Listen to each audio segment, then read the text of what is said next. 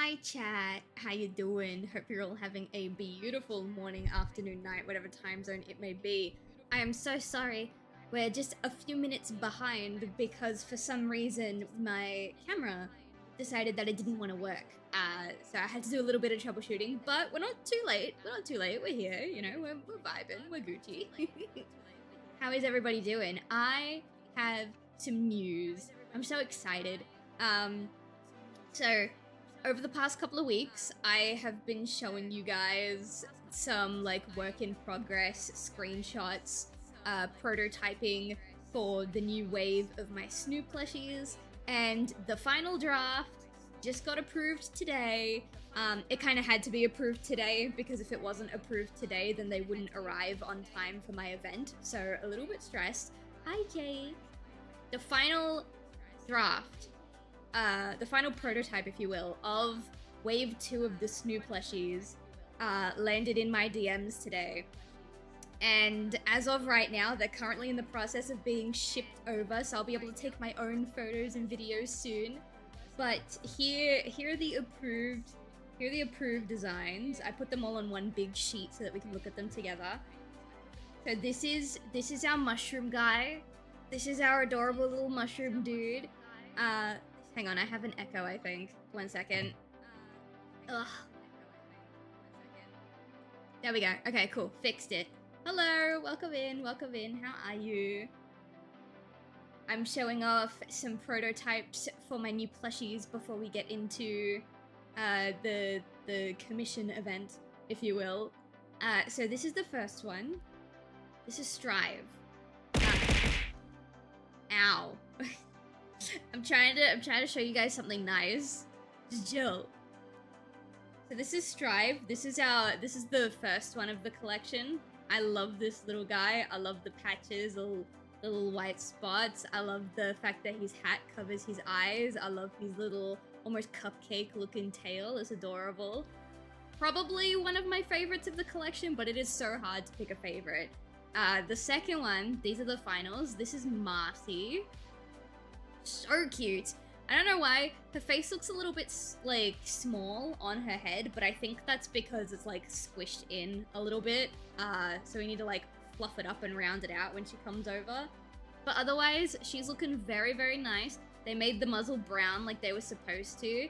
And not only is the tail orange now, but it is, like, so much bigger than the tails of the Wave 1 plushies. Like, this is easily, I want to say, like, 3 times the size of Rochar's tail. I love it. It's so pretty. This is my mom's favorite one of the collection. Perhaps in the future I'd commission for a plushie.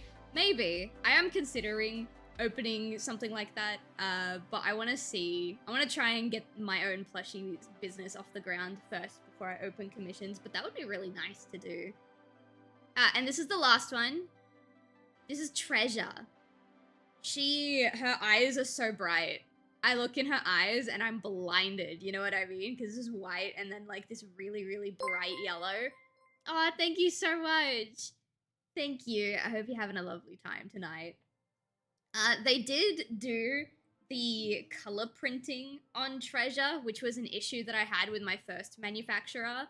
But with Treasure, it kind of has to be color printing because look at the shape of the patterns on her, like the rugged edges, the hearts, like it kind of has to be color printing for Treasure, so I don't particularly mind.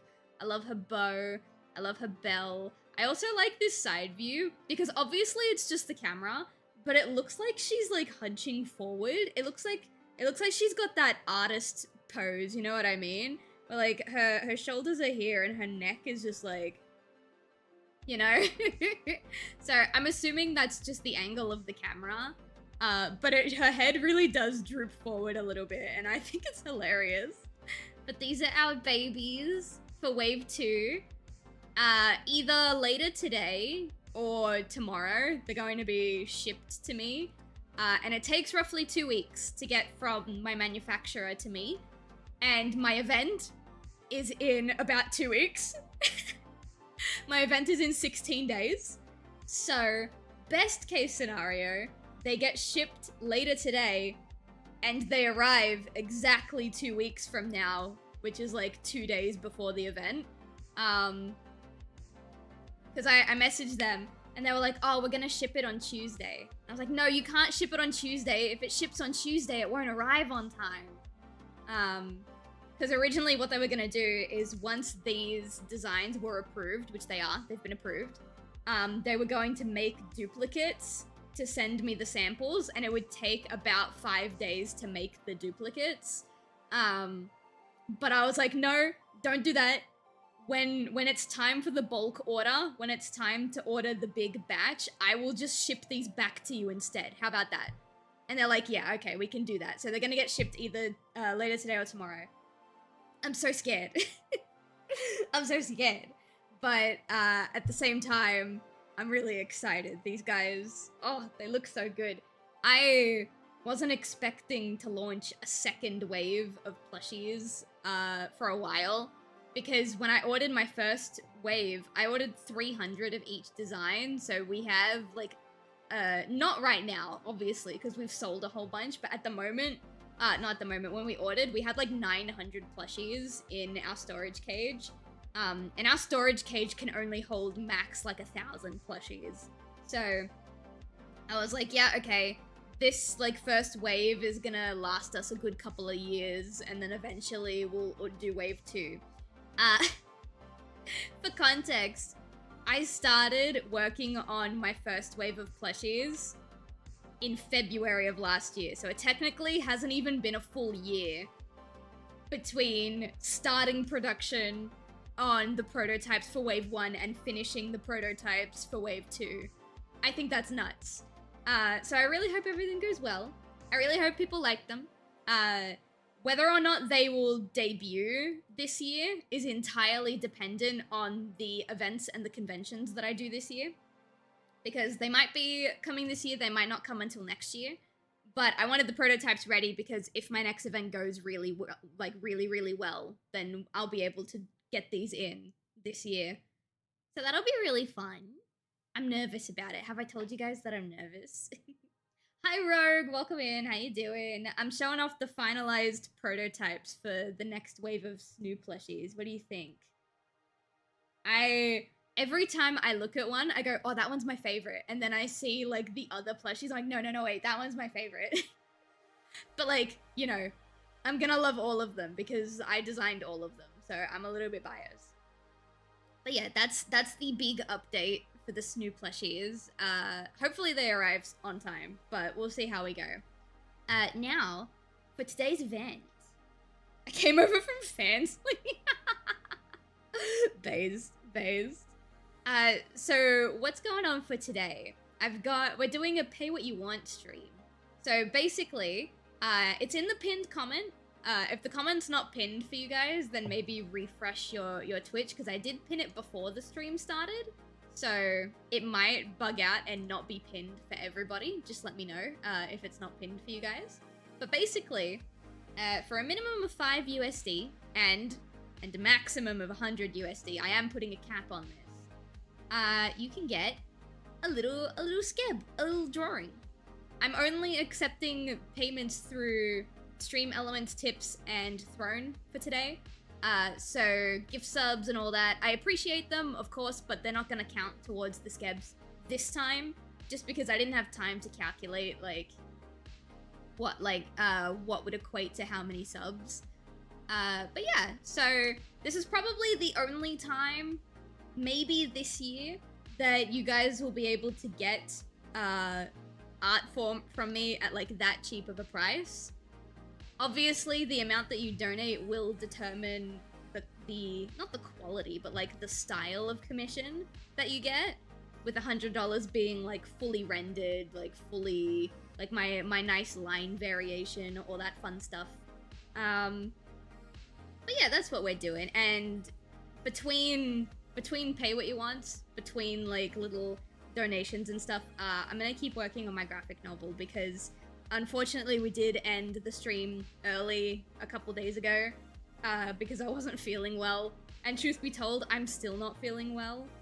I was supposed to rest today, but I ended up spending half of the day prepping for the event and talking to my manufacturer about the prototypes and doing a whole bunch of math and stuff. So, like, I am still not feeling great, but I also didn't want to cancel this because I already cancelled a stream and ended a stream early this week, so we're choosing to push through. We're gonna be big boys. And tomorrow, if I'm feeling good enough, we will have a makeup Claire Obscure stream. Just because I feel bad, and truth be told, as much as I love and adore Claire Obscure with all of my heart, I kind of just want to get the 100% over and done with. So, if I'm feeling okay, we'll do a makeup Claire Obscure stream tomorrow. And you guys better be grateful for it, because it's going to be cutting into my Minecraft time with the boyfriend. Instead of playing Minecraft off stream and building our cute little farm and shit, I'm gonna be 100% in Claire Obscure. So you guys better be grateful for that. If I weren't broke, I'd totally buy a cool drawing. No, that's okay. That's fine. You guys don't have to. I just thought it would be a nice, fun thing for people to do, because I know not everyone can afford artwork. So I want to try and make it as accessible as I can. Obviously, it's not going to be accessible to everybody because everyone has different financial needs, but I want to try my best this time around. I have an idea for a commission. Ooh. It better not be drawing myself pregnant. Also, hello, Sora. I can't remember if I said hello to you, but I did see your message come in. Hello, how you doing? You missed the prototypes of the snooze. I mean, you didn't miss them. I still have the file open. So I can show it off again whenever I want. Oh my god, you're 3D. Hello, I am. And truth be told, chat, the only reason I went 3D is because I wanted hand tracking. That is literally the only reason that I went 3D. Is like, I am like part Italian, part South American. I talk with my hands a lot. And I really want you guys to be able to see just how much I talk with my hands. Obviously, I don't do it as much on stream because I'm either holding like a controller or, in this case, my my stylus. But I really like hand tracking. I think it's super fun. It's a fun little novelty thing for me. This is just a model that I bought off of PayHip. This is a model artist by the name of like Brad Bun. But what I'm hoping to do, hopefully by the end of this year, but realistically probably not, I would like to have a fully custom 3D model that's actually like looks like my character. It might not be this year because like I've got a lot of other shit happening that needs to be paid for this year, but that would be nice. Remember the Jackbox when Skinner had the picture of my parents? Yeah, that was actually really good. I do remember that. Reaction image. Would your reaction be like the emote that we've got in chat? The horrified, like, what? Wait, where is it? Would it be like this one?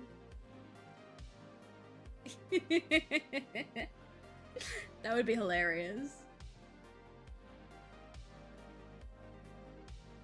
If anyone was going to be commissioning you to draw yourself pregnant, it wouldn't be Jake, he lacks the spine.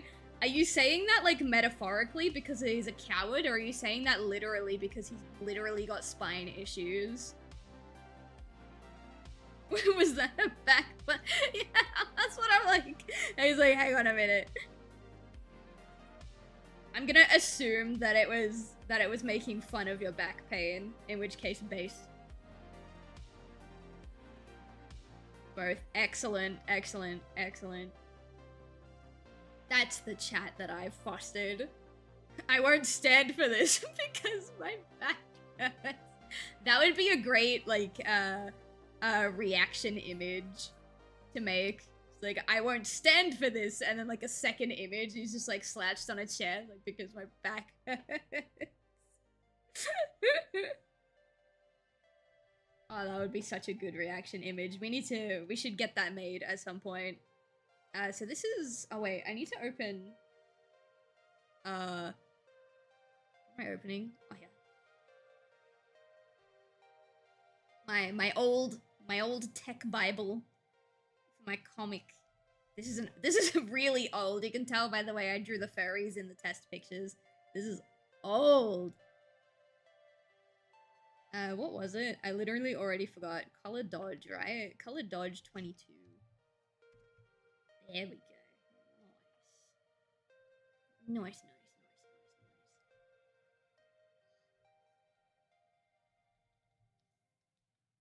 But yeah, how's chat doing? How are we feeling? I am just grateful that after all of the stuff with my manufacturer and all of the math that I had to do and all that, it was like said and done, I had the energy to take a nap afterwards, you know?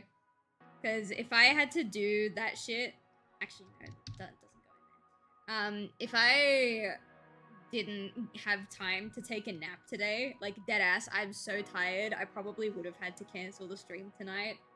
I was exhausted all day yesterday, and then when I finally got the chance to go to bed, I, like, couldn't sleep. And I'm assuming it's because it's too hot these days. I don't know if it's the heat that's doing it, but I wouldn't be surprised. So, I ended up turning the air conditioner on out in the living room, like, napping on the couch with Nemi for... It wasn't that long, it was maybe, like, an hour.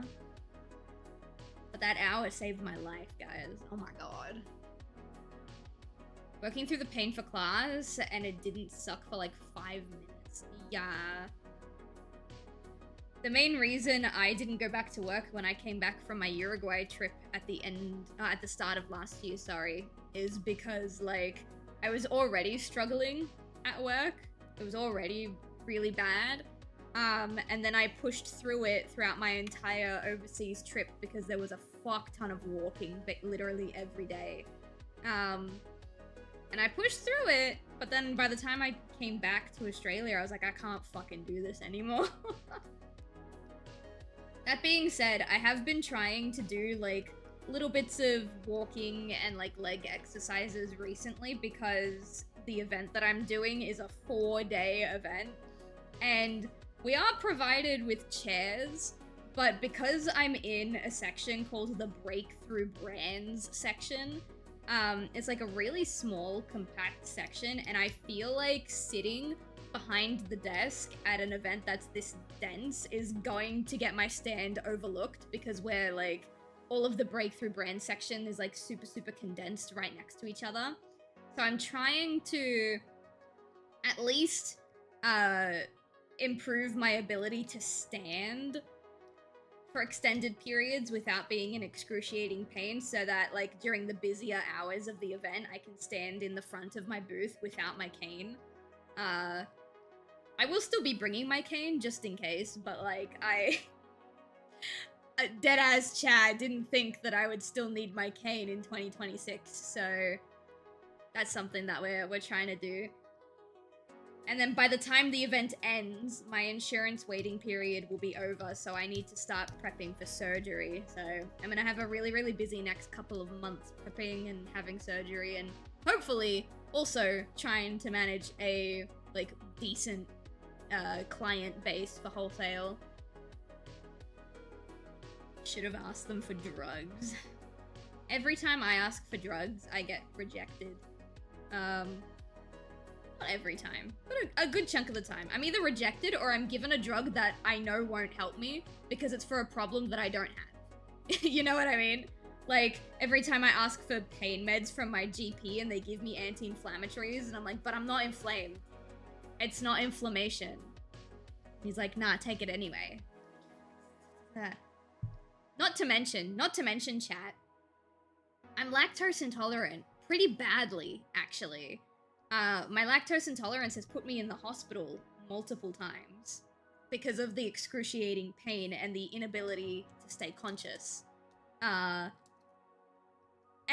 every single time I ask for painkillers, they always give me, one, an anti-inflammatory, but an anti-inflammatory whose activating ingredient is lactose. What? So, like...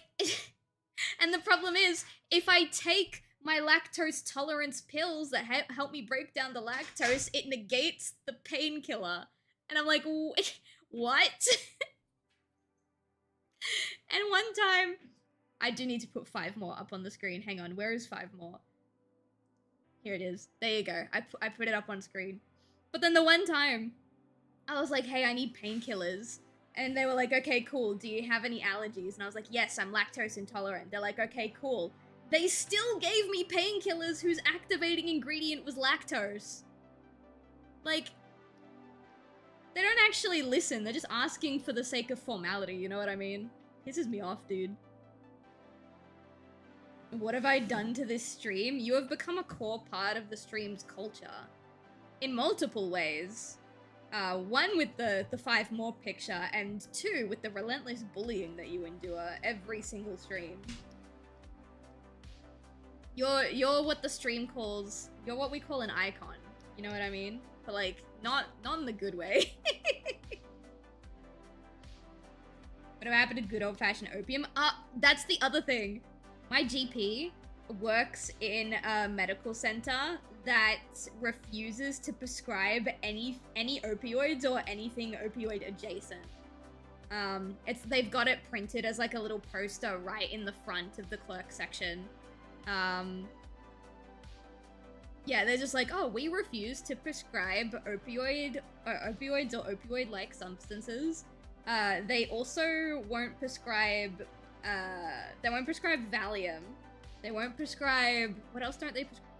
There's a whole, like, massive list of medications that the medical center my GP works at just refuses to prescribe. And on one hand, I understand it, because, like, if you can't just give that shit to people willy-nilly, but on the other hand, some people, like, genuinely need that shit. Like, really, really seriously need that shit, you know? What is this? Multiply 28. It's just a little bit wild. Wow, they sound like a quack. That's actually a really popular medicine practice here in Australia. At least the part that I'm in, it's not very common to find a GP that will, like, openly prescribe opioids and opioid-like substances. I know they definitely still exist, but for the most part, if you want that type of painkiller, you need to go to a specialist. And, like, depending on the kind you need like multiple screenings and like a whole bunch of checks. Like, my mother's got like 6 specialists. And one of her specialists, like, had to prescribe her Valium for, like, the muscle relaxants, like, specifically for her chest area. And it was a process. It was a process to get prescribed for Valium. And the best part is, after that he went through all of that effort to prescribe it to her, she didn't fucking take them. Because she doesn't like how lethargic it makes her. Because my mom doesn't get high off of Valium. She gets super lethargic and she sleeps for like 3 days. Off of like half a pill. So she refused to take them and her specialist got really pissed off. Tell him the drug dealer down the street is more helpful and more affordable. I don't think I've ever met a drug dealer before. Actually, no, that's a lie. That's a lie. His name... Actually, I shouldn't name it. His name is the most generic name you can get in Sydney. It's whatever. His name was Jono. And he was super chill. Super relaxed, you know? He worked all the time. Bro was working like 80-hour weeks. He had like 2-3 jobs.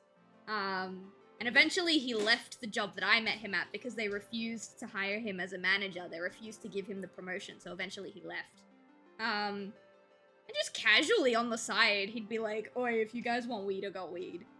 Or like, I don't know if he was like an official dealer, but eventually enough of our co-workers asked him if he had weed that eventually he just started like, you know, oi, if you want some, I got it. He was a weird one. Yeah. Why are you sad? Oh, you didn't tell me that. I'm sorry. Are you mad at me? I just say it like that. Oh, I better go get you some. Want me to go get some more because I want some more?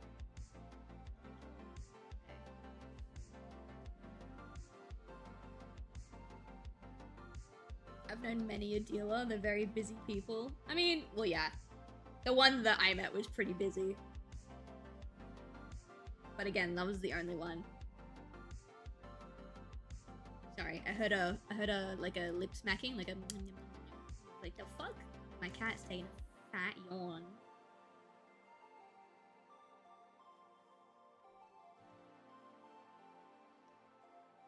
How was your day?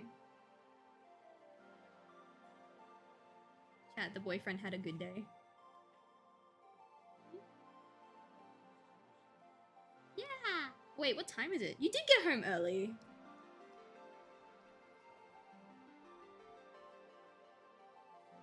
Yeah. Yeah, that makes sense. You could use that premium Zaza.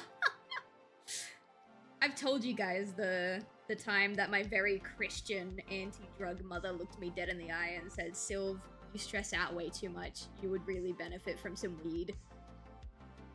I don't know what triggered that in her. Probably because, like, I don't know if I can specify because I don't actually know if it's legal in Australia. But we know some people who do it recreationally. And I think one of them actually does it medicinally. And I think, like, getting close to those people kind of eased up her, like, acceptance of that kind of stuff. But it came as such a shock to me. I was blindsided. I was always told, don't do drugs, don't have sex, don't do anything, basically. And I didn't. And then my parents were like, why? What do you mean, why? Did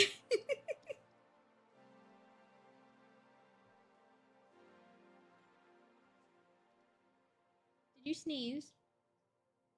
Oh no, my cat smells chicken, everybody.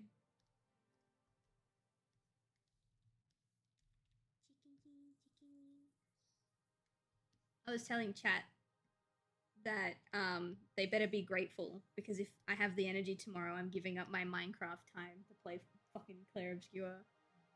And I love that game. But I just want the 100% run to be done.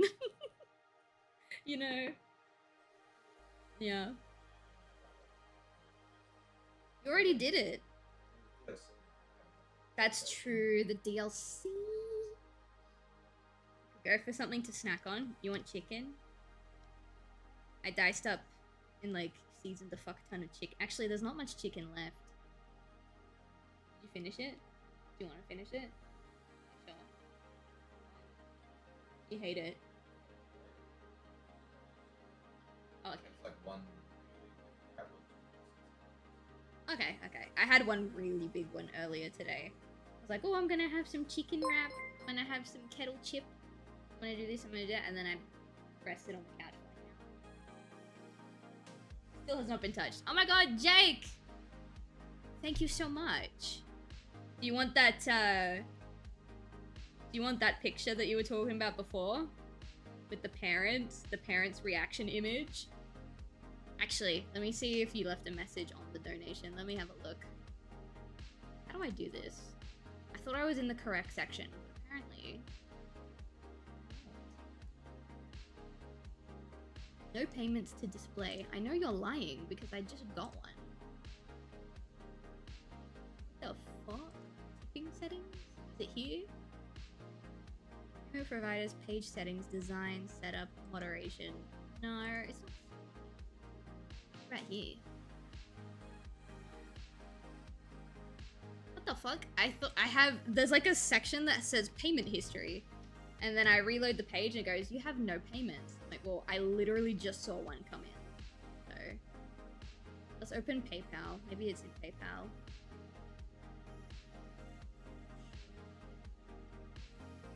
I don't want to do this. Just take me to the home page. The home page. Every time, okay, chat, I don't know if this happens for everybody because I have a PayPal business account. But every time I log into PayPal, it's like, oh my god, we've got this whole new feature that you totally need to check out and blah, blah, blah, blah, blah. And I'm like, oh. I don't want to. Just take me to the homepage. And they will do literally everything but take me to the homepage. Looks like there's no message. Debating between that or the I won't stand for this. I think I won't stand for this would be funnier. But it's also like, you know, it's your money, bro. I didn't write anything on it. Easy. That's good because I can't find where to see the donation messages. Like, huh, payment history. No, nothing there.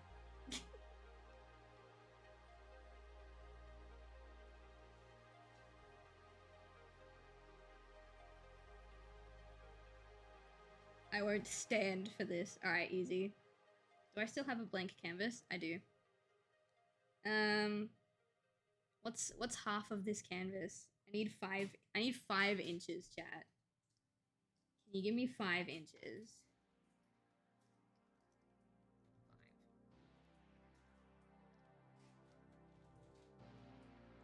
5. Perfect. Okay. Panel 1 and panel 2. We'll start with this.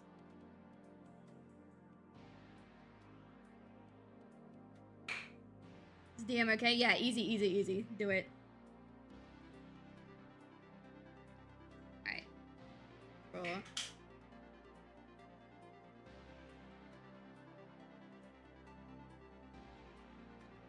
There. I don't know how to use the ruler in Clip Studio because I'm fucking lazy, so that's how we're doing it. Perfect. Why are you approaching me? Are you approaching me because you're gonna leave for the night and make me sad? Staring. Is that just chili mayo? Oh, yo! That's Jake, bro. That's bussin' for real, for real. Downloads. Let me just really quickly grab this. Actually, I'll leave it on screen anyway. We're gonna do this. Now I can see everybody. Chat, look at this, bro. Look at this bro, dude. Look at this bro, dude. Oh, now Knuckles is in the way. Okay. Yo. I think I have that shirt, actually. Pretty sure I own that. Friend drew it for me on a whim. I'm low-key just accepting this is my Sona. Perfect. I'm glad. I was literally about to ask you. It's like, do we even have a Sona, Jake?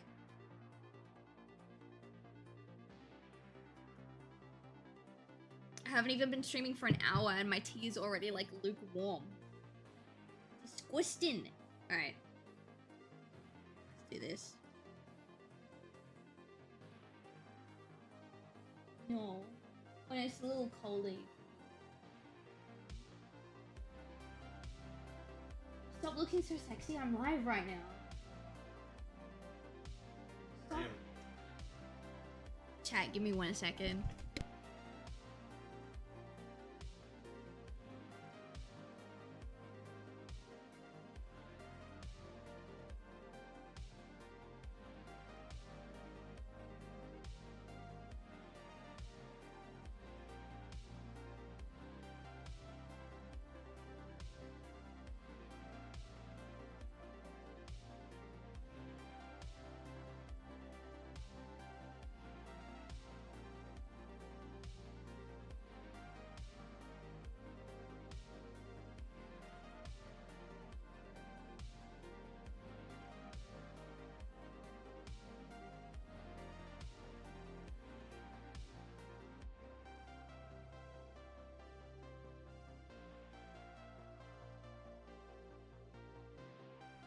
Alright, I'm back, chat. My cat's awake now as well. Alright, so what I'm thinking, right? Honestly, Jake, is if we do like the classic, we just have like a... I've actually never drawn a capybara creature before, so this is gonna be interesting.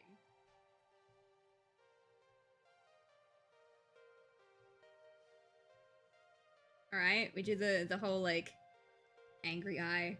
I won't stand for this type shit. And then down here is literally just the Evangelion meme. the guy, head in hands, hunched.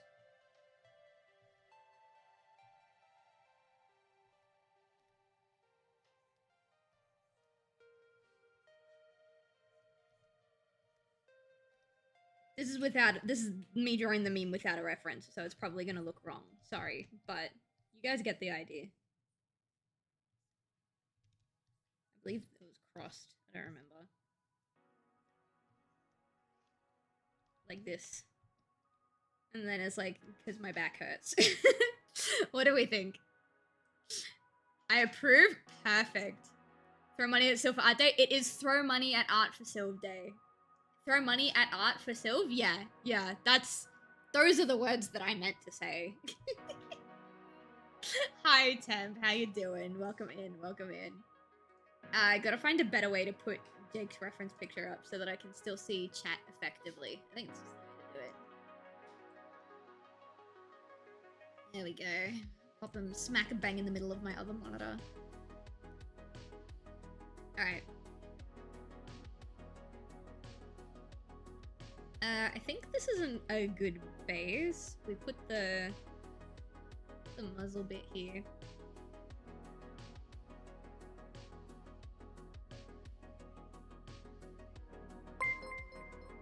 Oh my god, Sora with the 50. Thank you so much. Oh my god, guy.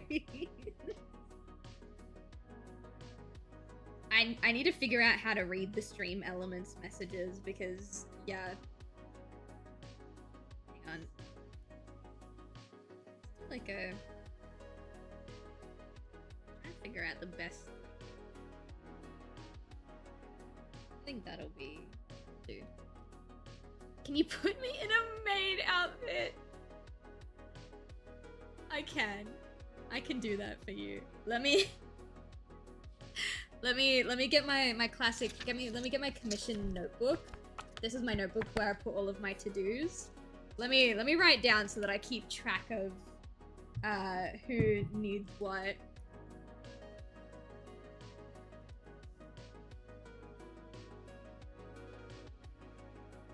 Alright, so got that. Got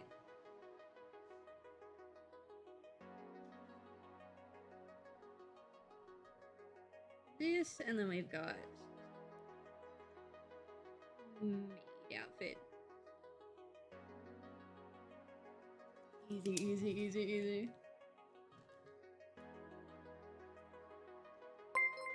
Oh my god, Temp with the 25. Thank you. What would you like, Temp?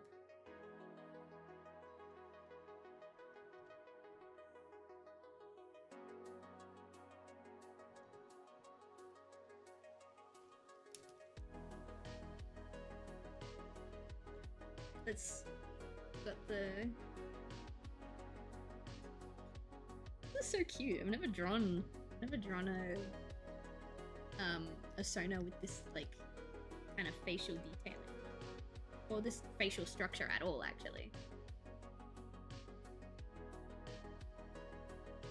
I like, hang on. So we've got this of like comes out wider on purpose. I'm gonna for that for just a moment.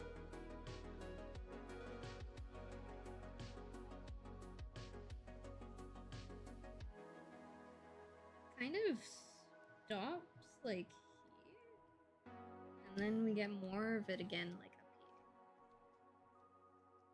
here. I'm gonna add like some kind of thicker pieces in here too, just like that. Oh my god, Sora for it with another 5. You guys are so sweet. I should probably, I'm gonna check if Temp wrote anything.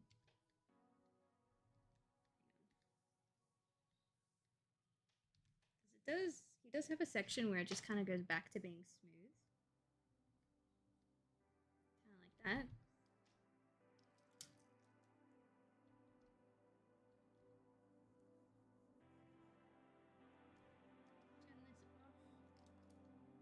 Oh my god, Chad, it's so foofy. He's foofy. Shit, I think having it like too straight like this. Just have fun with mine. Easy. I can do that.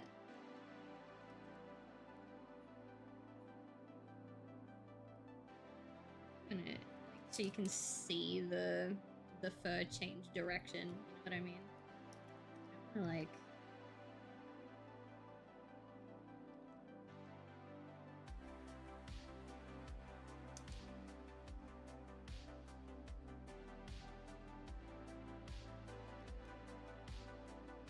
I never understood the artists that have the confidence to just leave the beard open like this. Couldn't be me. I hate it. I mean, I don't hate the style, I just hate when I do it.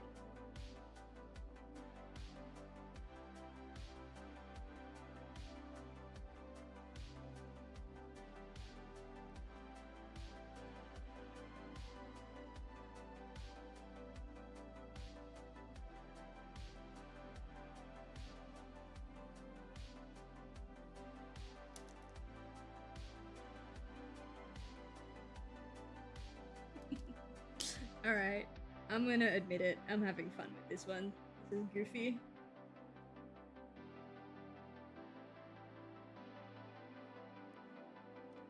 And do the way I usually draw eye bags. Give him the usual, actually, I think I'm gonna make this part of the eyebrow. Like drawing huge. I've gotten into a habit of making people's eyebrows just huge triangles. I think I got it from, Sugar and Spice as part of their art style, the massive triangle eyebrows. I love it. Alright, so the ear is gonna go like here.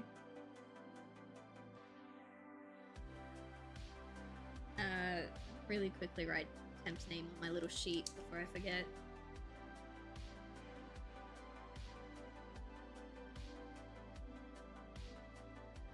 Alright, there we go.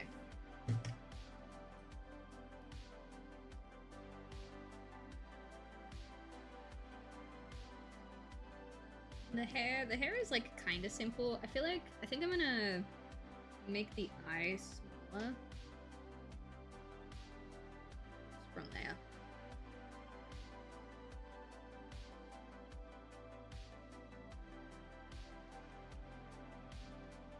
Doesn't have very big eyes. The hair.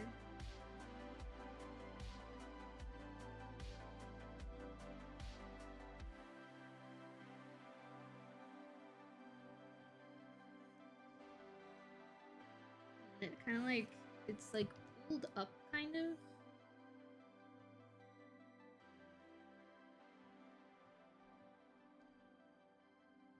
I'm gonna move this whole thing down.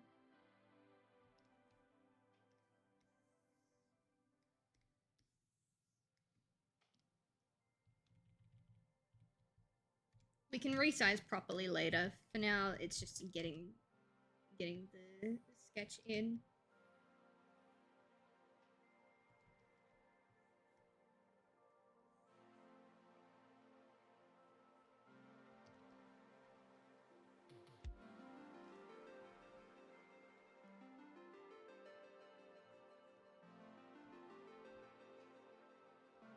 I feel like you'd see his other ear as well. I feel like his other ear would be there.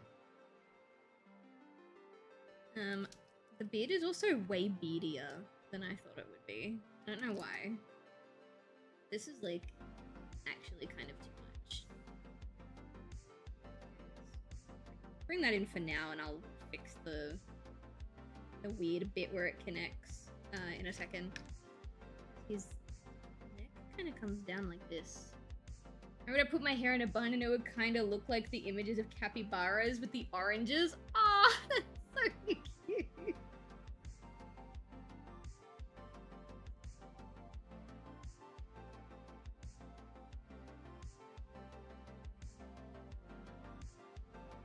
It makes so much more sense now why you deal with the bullshit of a random chihuahua on the internet, because your friends are also furry fucks.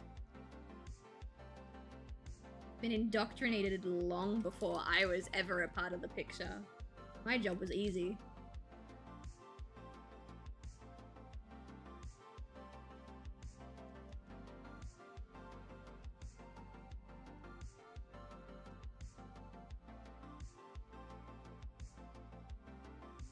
We're gonna have like a little segment.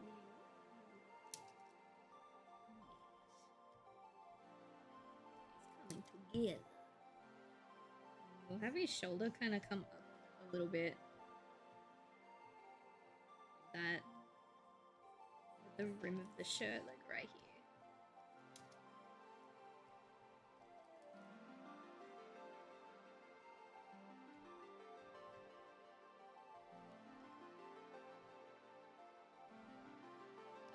Yeah. Get rid of this bit. No more.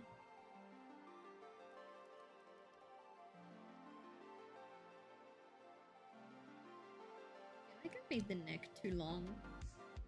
Maybe I did.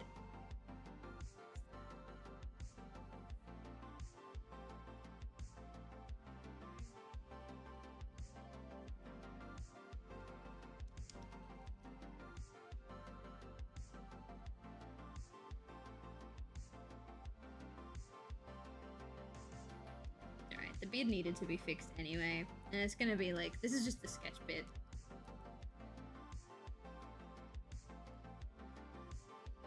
My god, look at the silly Billy, guys. Does he have teeth? Capybaras have teeth. Apparently we don't fuck with Nicki Minaj anymore. Yeah, apparently we haven't fucked with Nicki Minaj for a while. But she did something either today or yesterday that like solidified that. I'm gonna Google this actually. Do capybaras have teeth?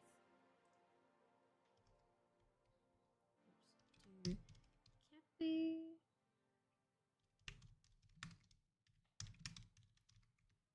they have teeth? Oh, they do. Oh, they got big old gopher teeth. All right, hang on.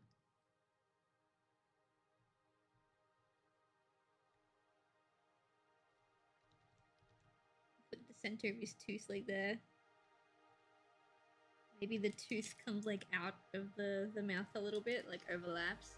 Then you've got the...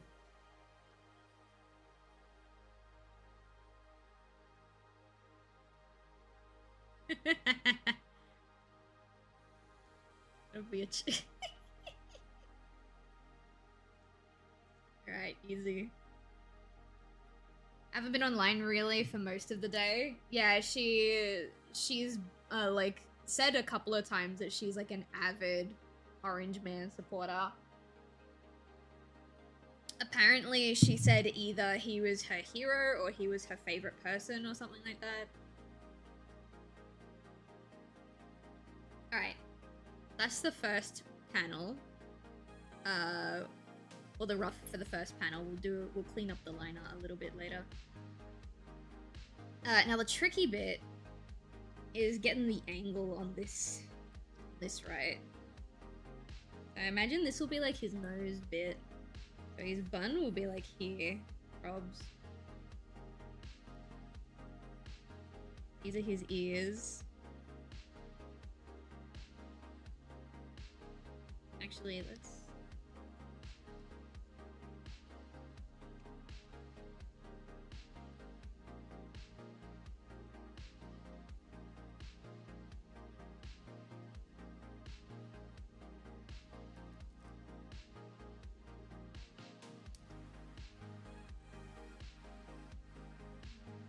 His nose flares.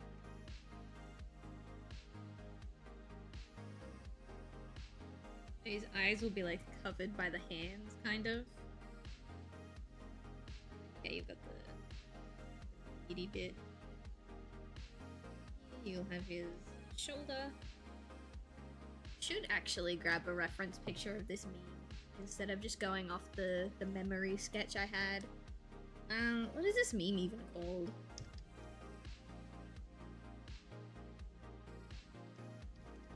If I type in Evangelion chair meme, will that be enough? Yes. Oh, I got the angle all wrong. Hang on. Let's see.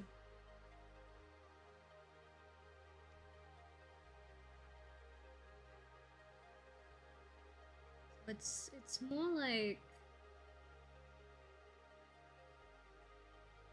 this is the head, and the neck is like here. This is a shoulder that comes into the back. And this is the other shoulder.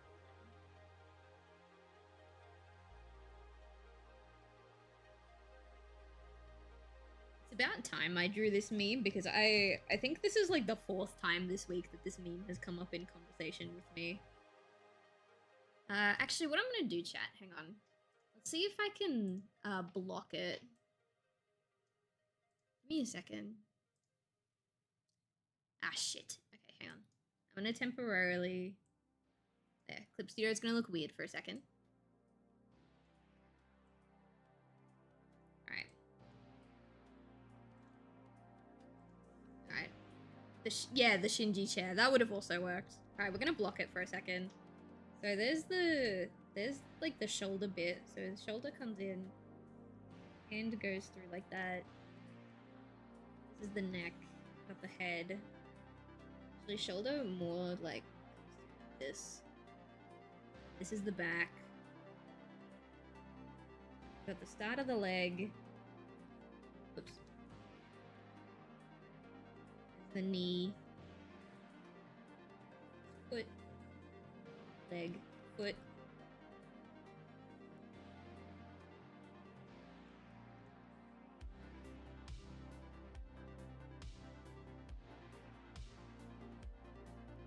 Alright.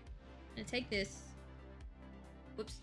Sorry. That's my original plushie line, the snooze. Sorry. Didn't mean to scare you there. We're going to, I think it's this layer. There we go. Plop this in here.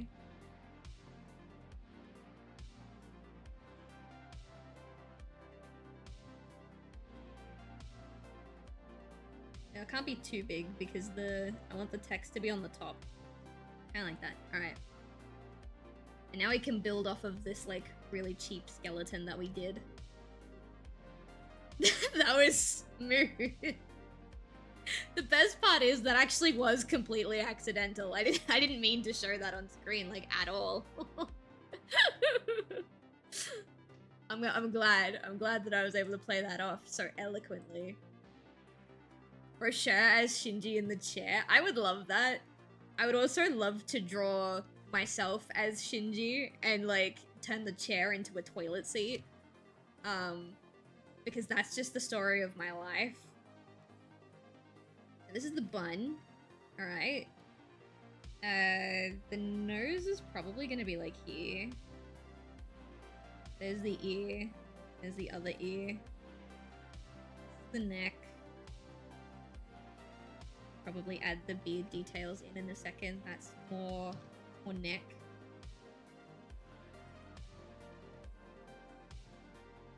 Where's the... Here we go. That's like... shoulder. Oh, big round shoulder. Big round shoulder. It does have that elbow thing. I don't really draw characters with that elbow thing. Arms do be beefing though. Give them some beef. We'll keep the actually. Add it there. This is like kind of like the. This be like a shoulder blade? No, I think it's too low for that. But this is definitely the other arm. It looks so stupid. Alright, hang on. I think we need to redo the face bit. Because if you look at this. So the bun... I'm being so dead ass. I'm not meaning to do that. It's just accident. Alright, so if we look at this, then realistically, the bun should be like here. Oh my god, I need to move this to the back. There we go. So the bun should be like here, realistically, with the positioning.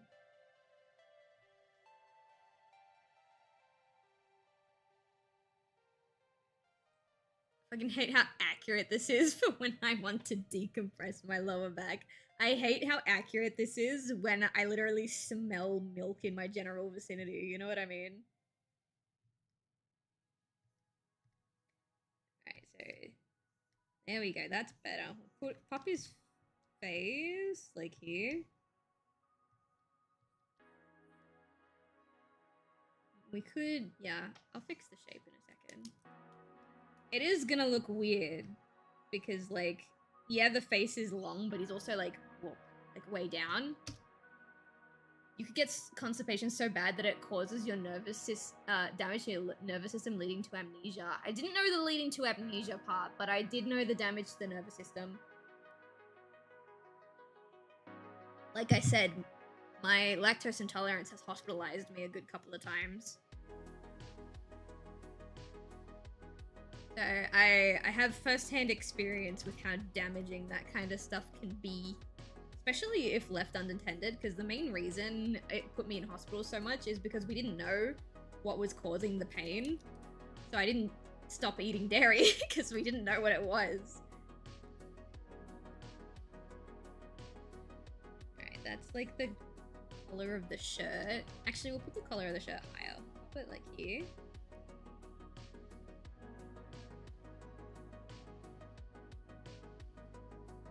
Alright, now he's looking better. We'll put like some...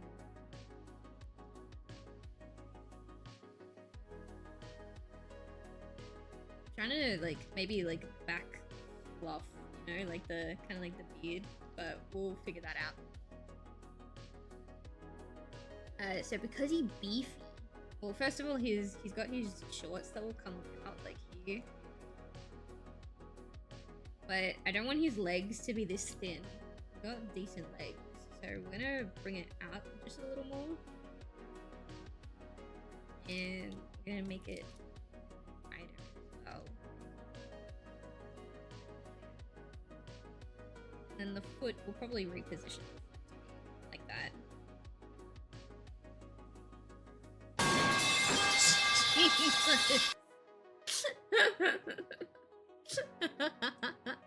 Please draw a cube at your earliest convenience. Hang on. Normally, I would say, sorry, bits don't count, but that scared the fuck out of me, so here you go.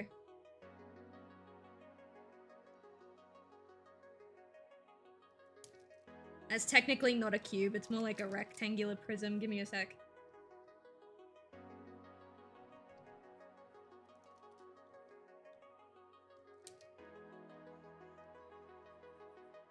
That's more cube-like.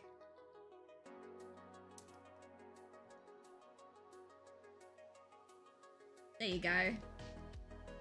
Nice cube, thanks. You're welcome. Gone forever now. I'm here, I'm not dead. Hello, welcome in. We're drawing back pain. That's the easiest way to describe it. Put the ankle.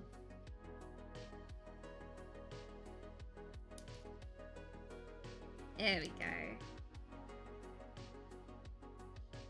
And then I'll probably lower the whole chair just so that we have room for it, but I'm gonna make the leg thicker, just a little. And then like about here, we'll actually have it flare out, and that'll be like the shorts. Oh, thank you so much! I hope you guys are having a good time with us tonight. Nice chill art vibes. This is gonna be the start of the pants. Little belt loop here, which then actually huge pocket. Actually, I don't like huge pocket. Slightly less huge pocket, but still pretty huge.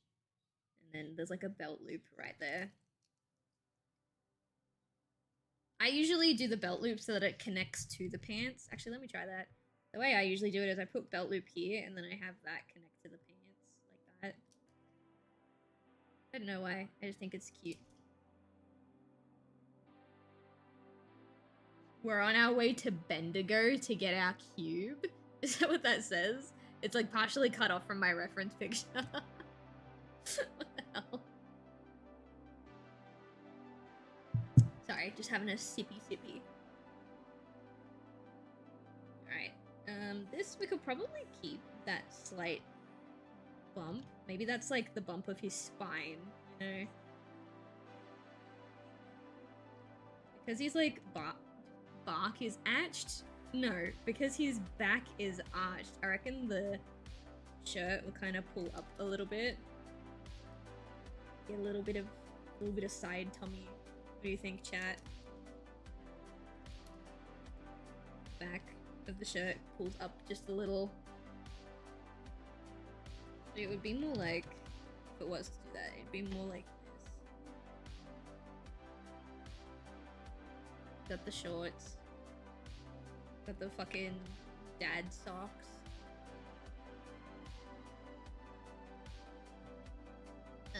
Hang on, let me move this reference picture so I can see full chat.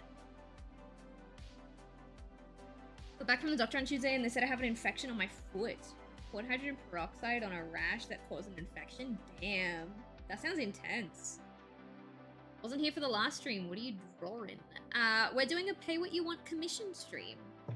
So if you guys want to either donate to my stream elements tips or you want to contribute to my throne, then you can do that for a minimum of 5 USD. And draw your picture. That's what we're doing today. Oh my god, that's big. That's big chat message. Hang on. Why am I here and everyone else is at brunch? That fluorescent light hum is actually a melody. How many unanswered emails equal a crisis? I wonder if my cat misses me or just the radiator. My office tastes like industrial despair today. Is it technically Monday if I never left? I should definitely quit and become a professional hiker. That's a good one. If I nap under my desk, does it count as a break? I don't think so, if you're at your desk. Did I miss a reaction video? Yeah, during the last art stream, we did watch 1,000 Minecraft players in prison. I don't remember what it was called. 1,000 Minecraft players simulate prison or some shit. It was only like a 20-30 minute watch, and the stream ended early anyway because I was feeling super like not great that day. I don't know why, but like the second I started streaming, my throat hurt really, really bad. And I was also not feeling great yesterday either. I'm gonna move these up just a tiny bit so that the shoe isn't cut off by the bottom of the canvas. Fell asleep on that stream. That's fair. The reaction streams are like a little more low energy. So I fully expect people when we do them to just kind of honk shoe. Or maybe a if that's more to your tune. It's a to be continued. No, we finished watching that one. It was only 20 minutes long. We were gonna start Unstable SMP, and then, like, I know you told me, Cinder, that there's like 5 days worth of content on there. But then I looked at the total playtime of the first, like the first perspective that you sent, and the first perspective alone is like over 2 days worth of content, and I was like, what the fuck?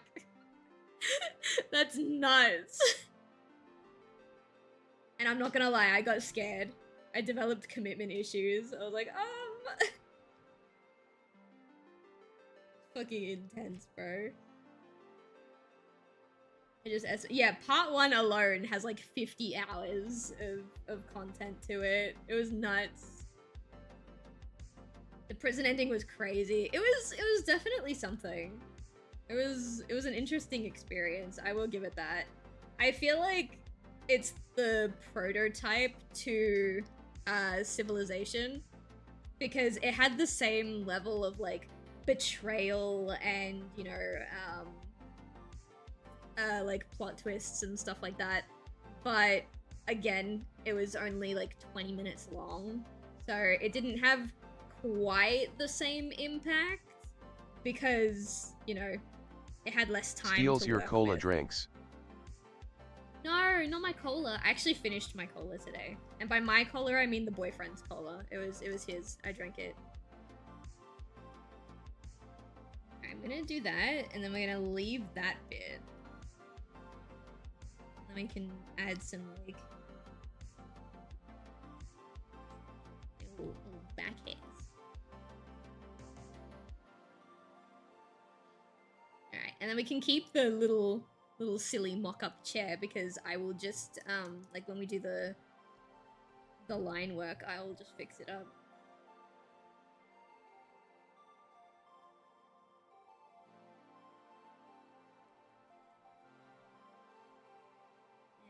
Alright, cool. We're gonna do the line art now. And...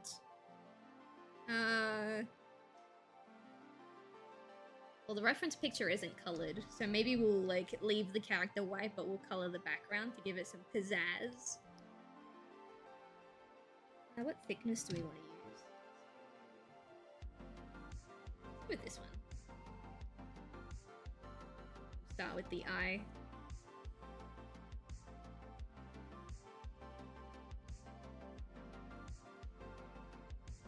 Well, I'ma steal your cola. No! I wish I could commission, but I can't even afford dirt, and that's free. It's okay. I tried to make it as accessible as possible, by making the minimum, like, 5 USD, but I do understand that, like, not everybody can afford that. I appreciate you guys just coming and hanging out with me regardless, though. Even if you guys don't buy anything, or you don't, like, you know, you don't donate or whatever. It's nice to have some company, that's all.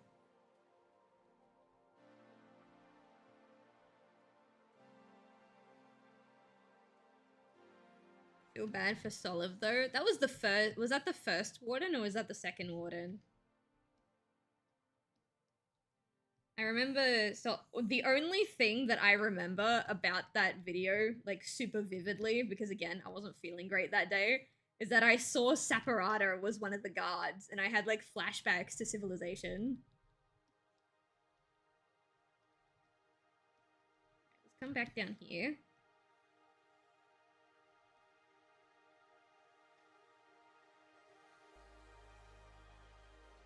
My message about what one of my friends DM'd me, was that in the Discord server? Might have? I'm sorry, I've been really busy, this week and last week. Maybe I did, maybe I missed it. What chat would it have been in?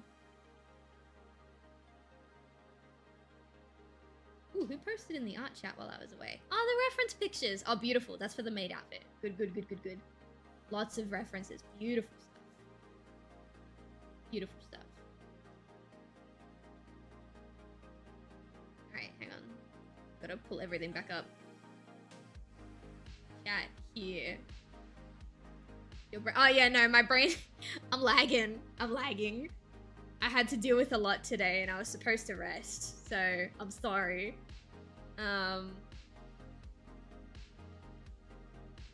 I just turned someone gay. Oh, that's... yeah. Those are the kind of DMs that I would get from Chai, to be honest. Chai will be like, I was someone's gay awakening today. And I'll be like, base, you want to play Minecraft? She'll be like, yeah, give me 5 minutes. Oh my god, did anyone else? You should care for yourself now. Don't worry, I did get a little bit of rest before stream today. I got to lie down on the couch with my cat for like an hour and a half. It was good. And you know, I did have to deal with some stressful stuff today, but it was resolved, which means that stressful stuff isn't gonna come back. You know what I mean? And that just makes me more relaxed, because now I don't have to, I know that I don't have to worry about it later. This dumbass is straight as a stick and has a girlfriend. Yo. I used to do that to all of my guy friends. They'd grab a girlfriend and I'd be like, I wonder how long it would take for me to get them to fall in love with me. And obviously I would say that as a joke. And I would like hit on my friends' girlfriends as a joke. But there was at least one occasion where I hit on my guy friend's girlfriend. The first time I ever met her, by the way.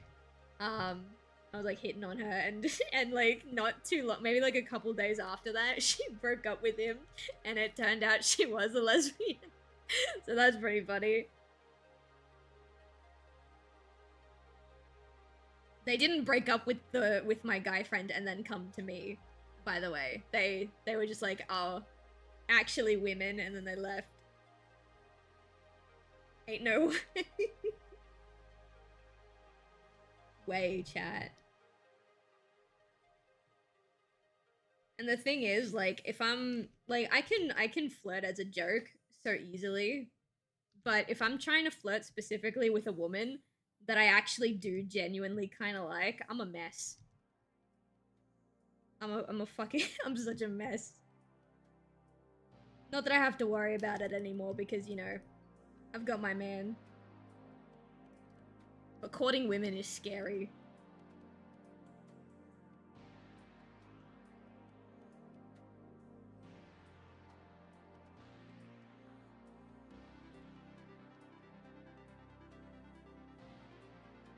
Alright, I'm thinking I might give these panels the goob treatment, where like I put a thicker outline on the outside. I don't know how that would look though. I really like line variation, but like I don't do it unless it's like one of the higher paying commissions these days, because it's just like animation, it's kind of starting to fuck up my nerve a little bit. But in lieu of that, I've been starting to give almost a sticker-like effect to all of my drawings by putting like the thicker line out on the outside. And it's so silly, but it's also like kind of cute and I kind of like it.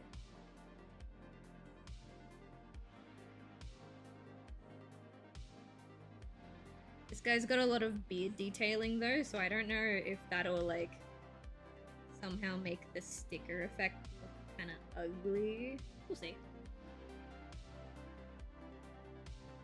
You're the kind of person who can say incredible pickup lines in the mirror and then fumble several times in person. If it's a pretty woman, then yeah. If it's a guy, then I don't flirt, I bully.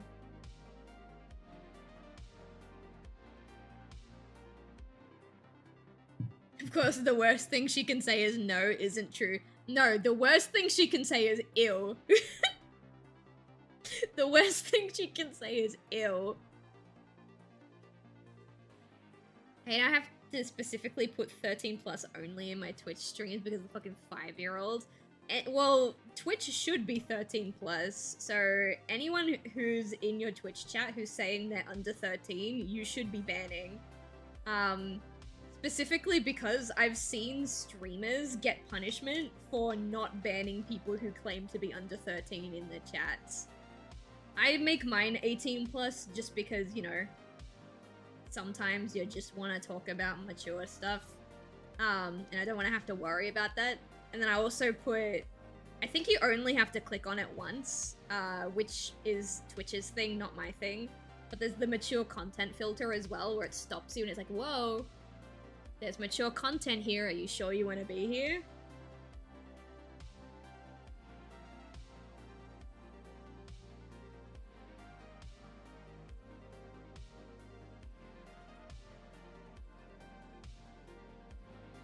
You can turn that off? No, I want it.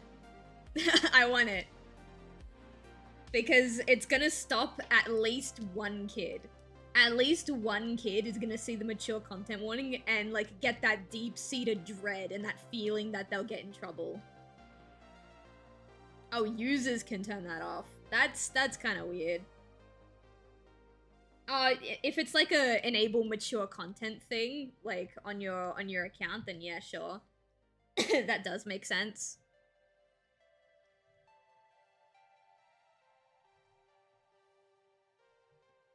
But in Australia, you can't actually use Twitch at all unless you're 16 now. Twitch is one of those platforms that was affected by the social media ban. A lot of my friends have little siblings. Yeah, that also is fair and makes sense.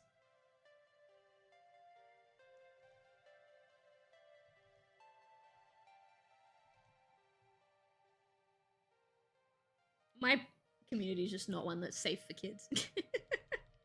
It's like the second, in my opinion, the way I want to handle my community at the very least, the second I open it to kids, I have to be willing to put in the effort to like keep those kids safe from like creeps and weirdos who might come into my community to get at them.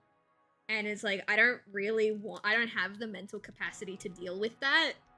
So if the kids aren't welcome here to begin with, then I don't have to worry about it, you know?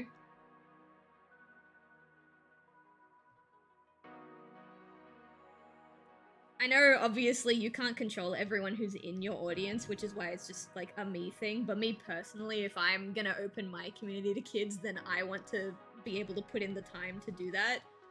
And I just can't. I just can't. Not to mention, chat, maybe this is just a me thing. Kids online are fucking annoying. Like, kids on the internet are so annoying. And on one hand, I don't necessarily think it's their fault because they're like, you know, born and raised on the internet. They're not really, they don't bring any social skills that they learn from the real world to online spaces because they're not, like, they don't have those social skills. Like, I have this one, I'm assuming it's a kid, because there's no way a functional adult, like, I want to believe at least, there's no way a functional adult would do this. But there's this one person on my YouTube channel, every single YouTube short that I post, and I do mean every single one, there is one random guy in the comment section, and the only thing he says is the word bottom. And it's literally, sometimes it's seconds after the post goes live. And it's like, there's no way that that is a fully functional adult. That has to be a kid. There's no way. Which is why, up until this point, I actually haven't acknowledged their existence until now. But it's like, there's no way. Ban them. I do have to learn how to ban them on from YouTube comments. Without fail? I am pretty certain it's without fail. I am pretty certain it's without fail. Who tagged me? Okay. I'm pretty certain it's without fail. Let me see if I can pull up my...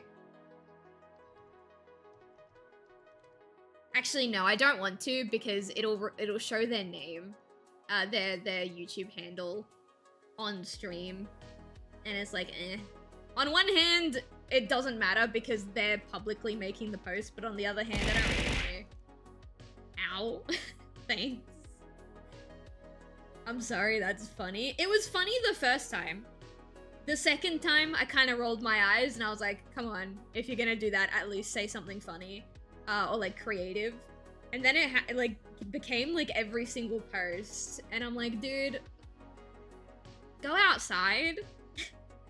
like honestly. And because sometimes it's seconds after the video goes live, I can't help but wonder if it's a kid or if it's a bot. Hey Skinner, how you doing?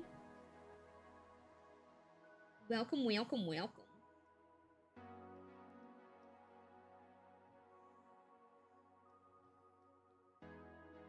I would like you to know that this first commission that we're working on tonight is from Jake. And while it's not what we are drawing, he almost commissioned the Jake's parents meme from Jackbox. Almost. Yeah, we're just chatting about random things. We're just having a little bit of a conversation while I get through my my skebs for today.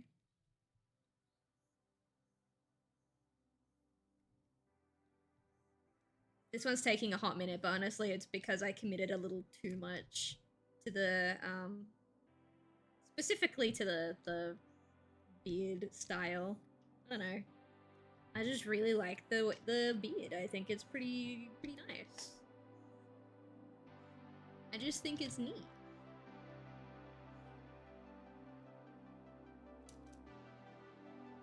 I had to make actual rules for my stream that are completely separate from my Discord rules. Yeah. I need to add Twitch chat rules to my thing, simply because there are a lot of new time chatters who will like say something funny at my expense, and I want to say it is funny. But on the Twitch channel, we have a joke where we will time people out for like 5, sometimes even 10 minutes, just because we think it's funny. And most people understand. Most people are in on the joke. The second they get untimed out or they're welcome back, they hop back on their shit and it's funny and we have a good back and forth. But there are some people who like genuinely get upset that they were timed out for making the jokes that they made.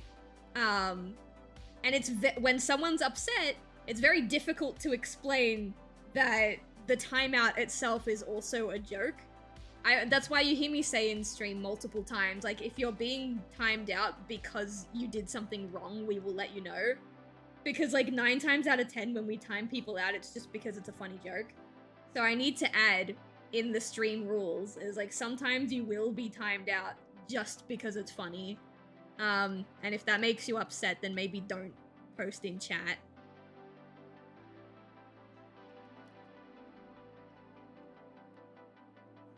I don't even remember how it started. I think it started shortly after I made Skinner moderator. It won't even be a long timeout. I think if we're gonna keep doing it as like a bit, then like max 5 minutes, I reckon. I think 10 minutes might be a little bit too long. But like 1 to 5 minutes I think is fine for a joke. I'm so glad I knew what PWYW meant because I was so confused. Yeah. I could have written pay what you want, like the full title, but it would have been so long, you know? It would have been way too long.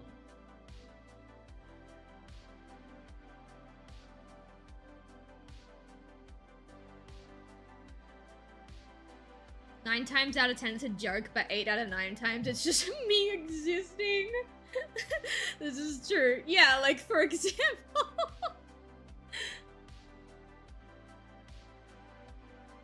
Skinner, wait. I'll protect him this time because this is his commission that we're working on. Shit, I can't do it. No. Moderator has been weakened. You gotta make sure you're in mod view.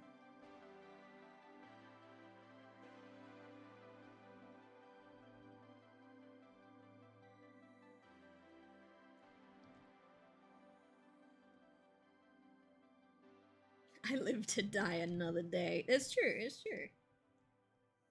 Oh yeah, Jake, we haven't reached your favorite part of Claire Obscure yet. We're like currently 14% of the way through the full achievements list. I don't remember how many that is out of 56, but like we're getting there. Trying to get some of the easy ones out of the way immediately because there are some that are gonna be really, really bad, like the like the Simon one and the journal one, and I'm sure there's a bunch other, but like the Simon one is at the forefront of my brain. I don't know what I could commission. I mean, it depends on like.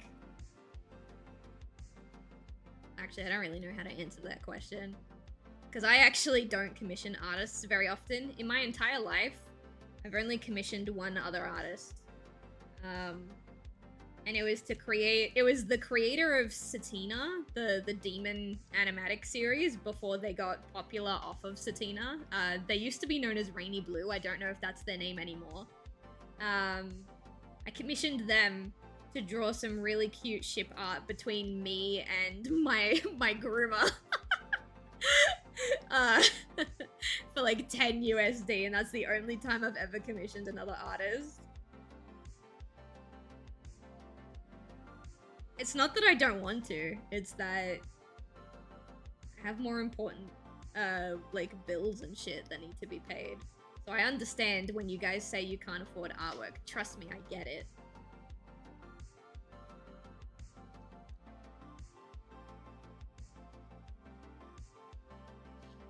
I've decided to start trying to influence 16+ streams because I'm starting to make more dark jokes. Yeah, I think that's fair. Just ask yourself how legal is it and go from there. That is a way to go about it, yes.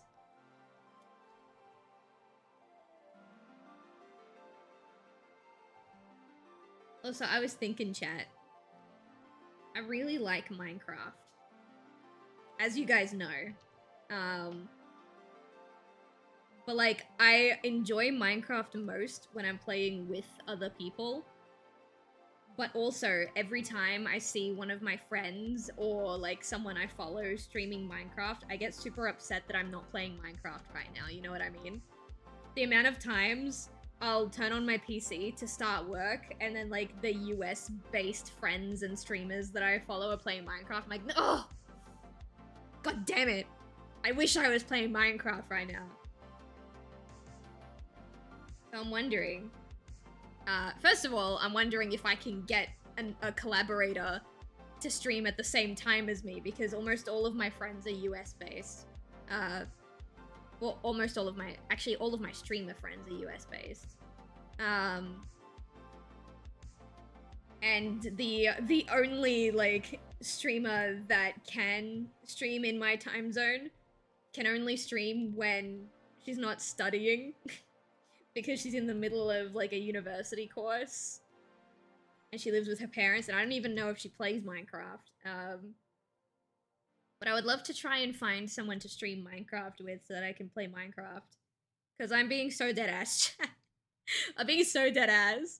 Like, for the past, like, 3 weeks, there hasn't been a single day that goes by where I haven't thought, man, I wish I was playing Minecraft right now.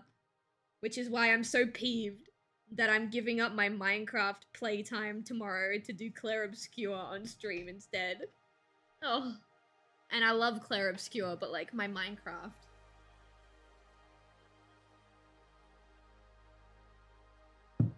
It's 2:37 in the morning right now and I'm usually up pretty late. That's intense, dude. I don't know how people do that. Honestly, I'm waiting for the, server, like, gaming server integration on Discord, because I heard that that's coming, sometime this year, and Minecraft's not on the debut list, but apparently it's, like, rumored to be one of the next ones that comes out. So if Minecraft can host a Discord server, if Discord can host a Minecraft server, then I would be willing to open up a Discord server to chat. The problem is, I'm pretty sure that feature needs, I think, like, what is it, like 6 or 12 boosts, like server boosts. It's a very expensive feature. So even if it does come to Discord, I don't know if we'll be able to use it.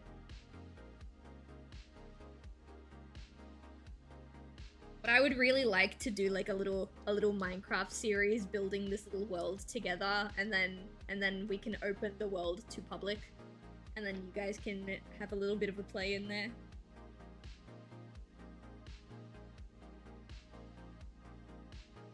These two can go together.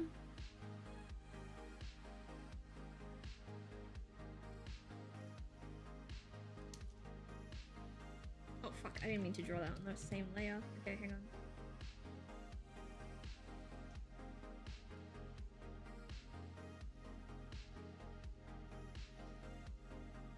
There we go. And then you would hate how I play. How do you chat? This isn't just for Jake. This is everybody. What is your ideal way to play Minecraft, guys? Seen Hytale? Yeah, I saw Pona. Saw Pona playing Hytale a little while ago. It looks alright. I'm gonna be so honest though, chat. The graphics, like the style of it, screams modded Minecraft, and it's a very specific modded Minecraft art style that I personally don't actually like.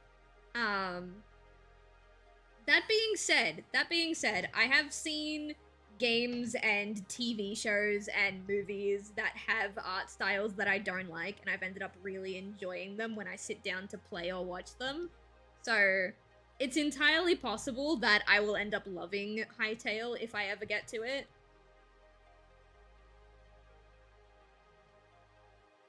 I did see, in more interesting news, I did see a mod that would let Hytale and Minecraft people play together on the same server. And I don't know how that's possible, but it was fucking wild. I don't know how people make shit like that, but I was like super like, whoa. What do you mean you can play Hytale and Minecraft in the same server? That's nuts. I was gonna do that to add definition, but I think it looks weird.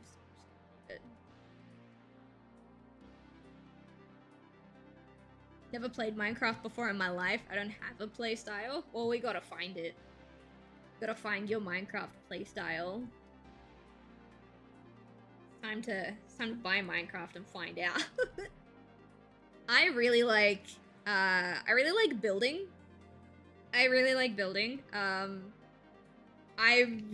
My favorite thing to do is like build little farms and stuff. Recently mining has become more fun, but it's mainly fun because the boyfriend kind of takes the reins for the most part when we go mining.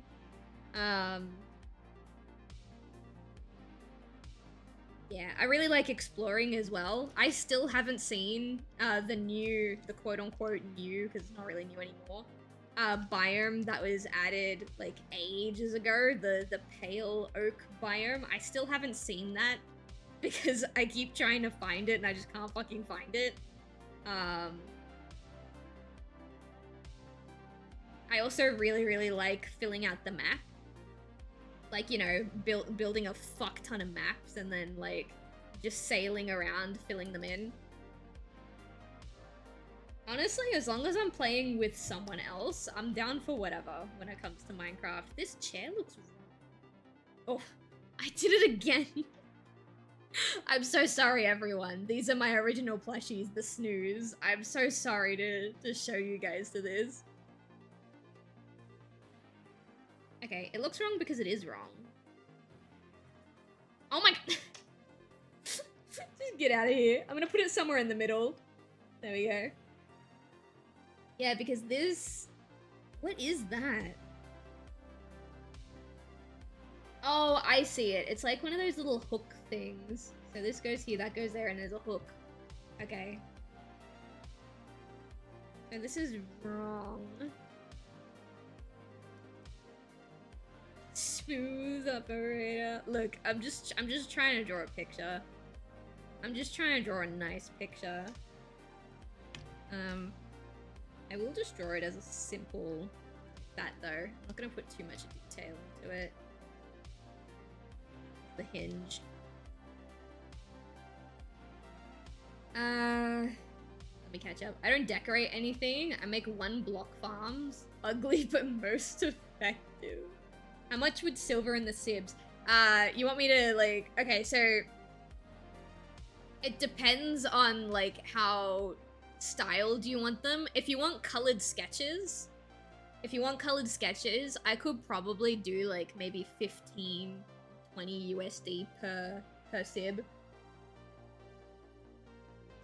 And then silver would be, like, maybe like $5 cheaper, because I don't have to design it. I just draw it.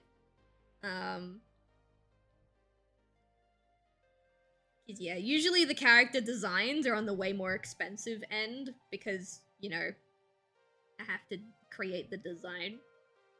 But also it's pay what you want, so... Alright, let's have a look. Let's see if this comic, like, sticker type look will look good.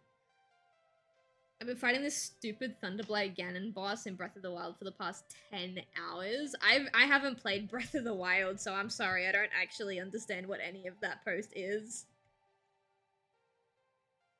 Hytale looks better to me. It looks like it has more weight in its movement and action. Yeah. It does, like, I'm not saying it's, like a bad game or whatever. It looks fine.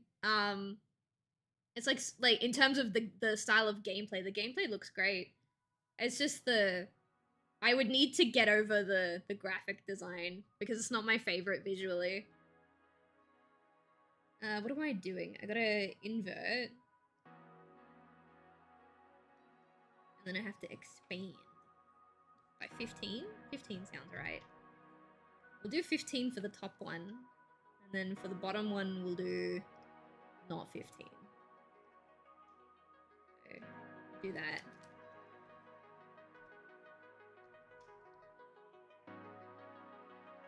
The saddest capybara. This is Jake.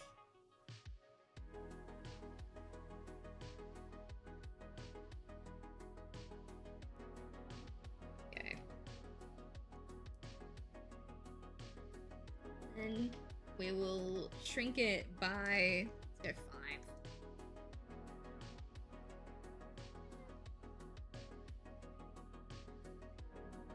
5. Still too thick. Let's shrink it by another.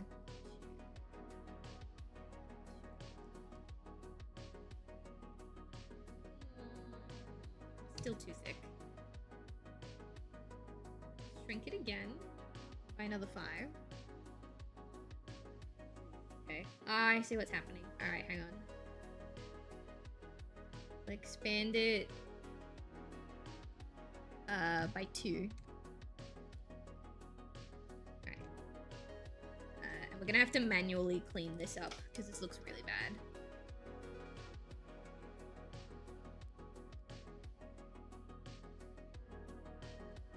I love the select tool, but sometimes it really does fail you. You know what I mean?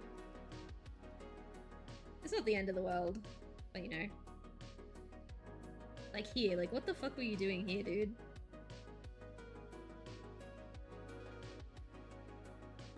Actually, you know what? I'm sure if I redid it.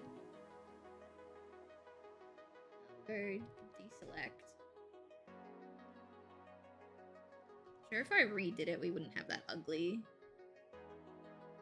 stuff. Invert, and then we'll expand it only by 5 in total. Yeah, there we go. It looks a lot cleaner now. Wait, forgot to do these bits.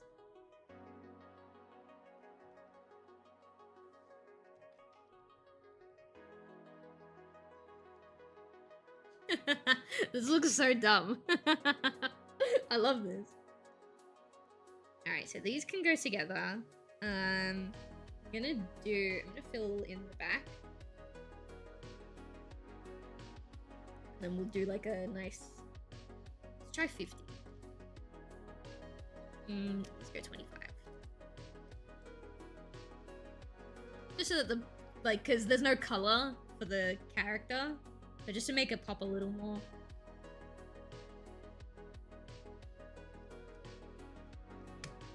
Oh, this is the wrong font. Hang on.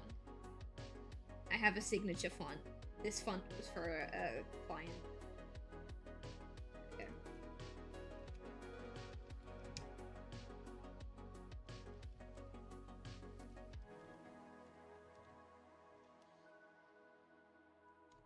Actually, I'm gonna put stand in all caps. I won't stand for this. What I mean. We'll add some edge. Some white edge.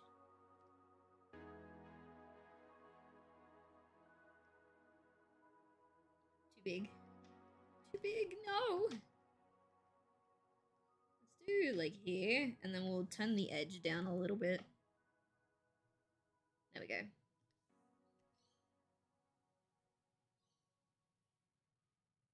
What was the second line again? Something about a sore back. What was it? It's alright, I did have a hydrate. It's okay. It was such a long time ago in chat. Because my back hurts. Gotcha. Thank you. I knew it was something back hurts, but I couldn't remember exactly.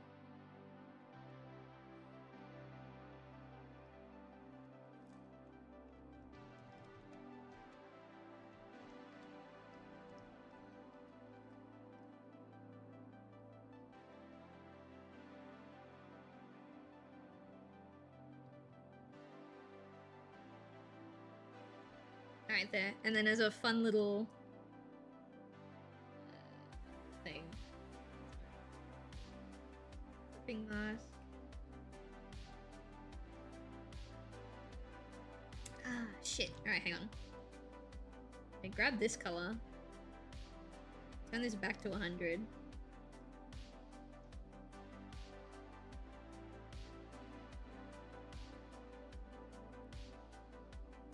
Did I do that? Hang on.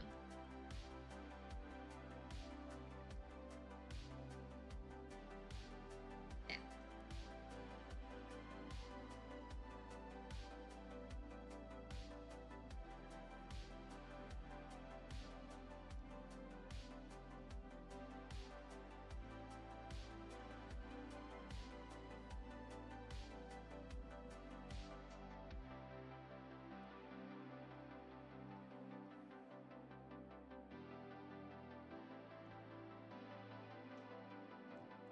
There we go. What do we think? It's so dumb. Alright, let's save this really quick. Let's go commissions. I think you have a folder already, Jake. Yeah, you do. PNG. My back hurts. My back hurts. Easy. Hydrate so your body doesn't hate you later. That's true. That's some true facts. Finally beat the bitch. Hell yeah. Good job, good job, good job. Alright, let me really quickly send this over. Where did I put it? Commissions. There you go.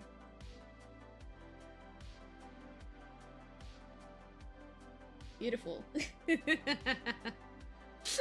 What a brilliant first pay what you want.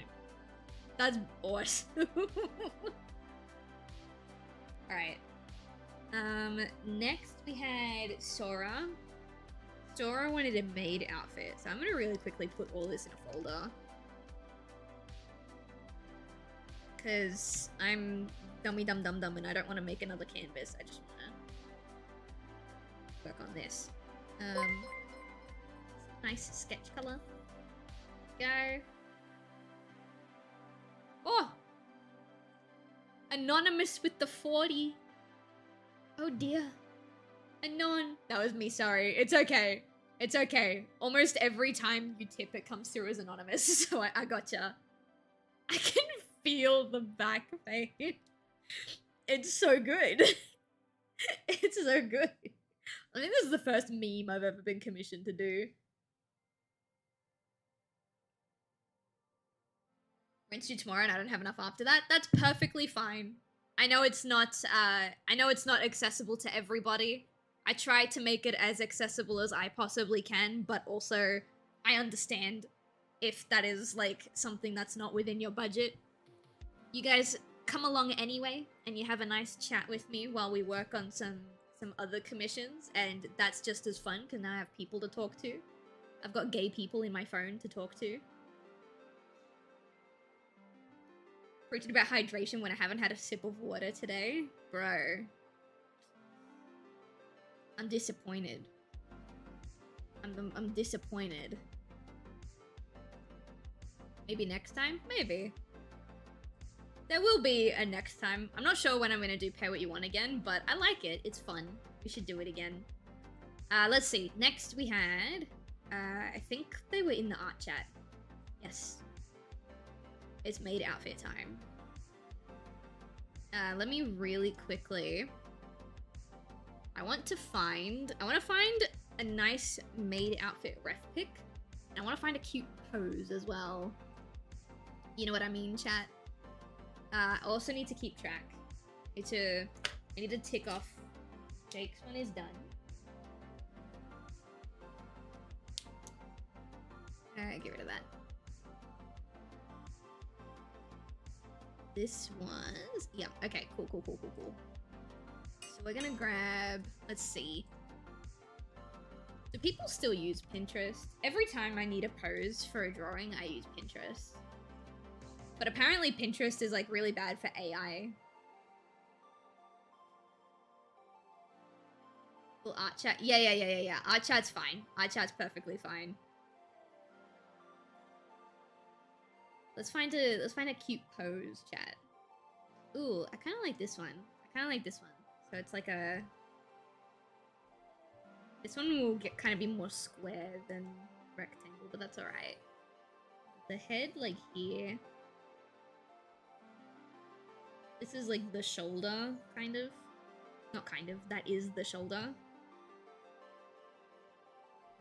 Actually, I don't want to copy the shoulder pose. I think what we're gonna do...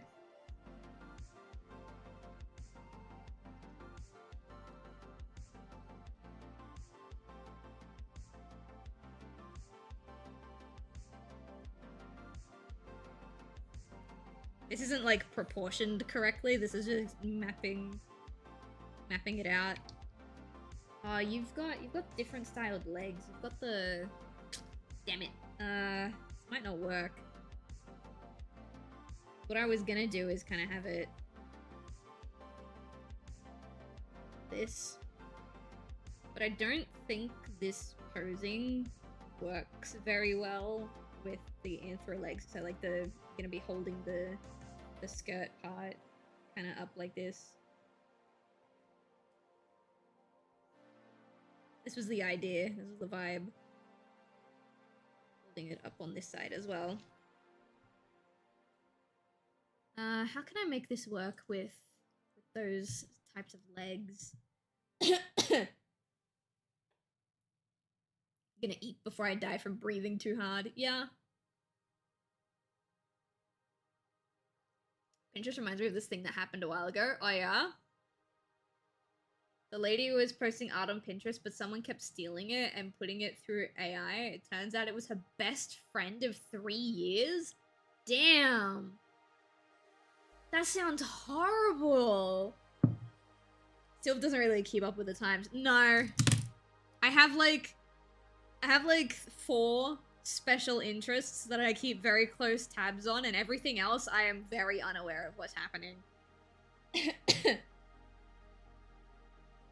I do know that Pinterest is full of like AI posts these days, which is really sad, but I'm pretty sure you can filter them out. What was I doing? Yeah, legs. What are those types of legs called? The furry style legs?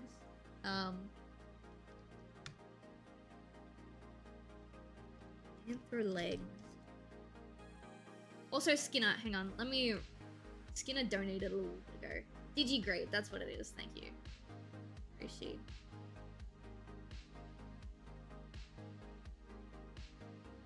There she is. Okay, I'm assuming that was for the 3 characters, the middle, like the oldest, middle, and silver. I'm just writing it down on my little notebook so that I don't forget. Because the last thing I want is someone to be like, oh my god, I donated money and I didn't get my drawing.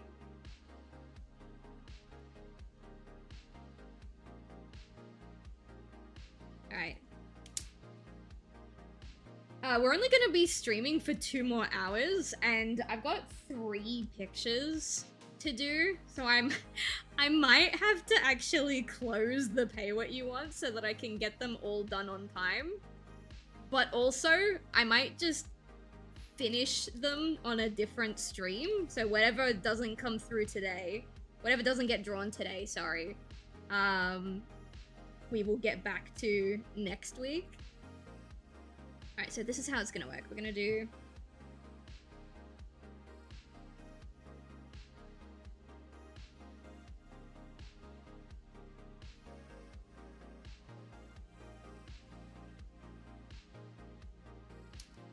Doesn't look right. I don't draw digigrade legs very often. It just looks like they've got huge feet. About...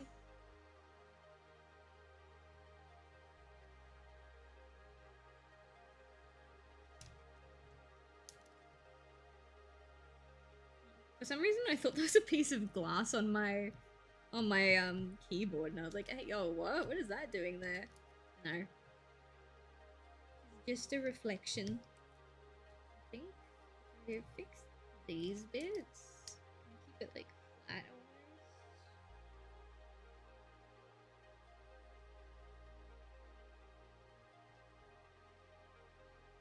Chat, does that look garbozo? How does that look? I have to bounce and get some sleep before class. Have a good stream. Thanks for the art. No worries. I want to know. I want to know when you send it to people, and I want to know what their reaction is, because I think it's pretty funny. Sorry. Sipping my tea. I also have to cough 1 sec. I'm back. I'm fine. We're good. I think that leg will be fine. I am gonna copy paste it on the other side too.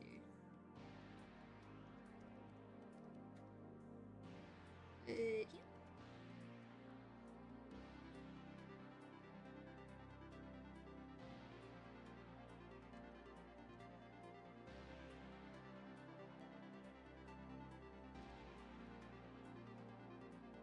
Go.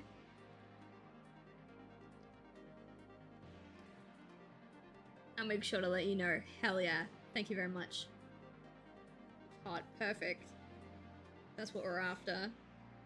I know I said I was going to draw this on the same canvas, but this piece is going to require different proportions. So, I'm going to move over. I'm going to start with a square one for a 10 by 10. And we will resize accordingly.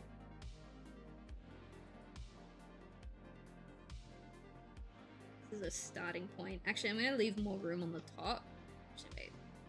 Tiny for now. Because there's going to be like a tail coming through.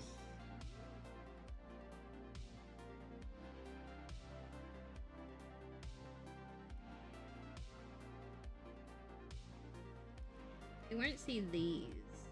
Tail will be underneath the dress, I imagine. Okay.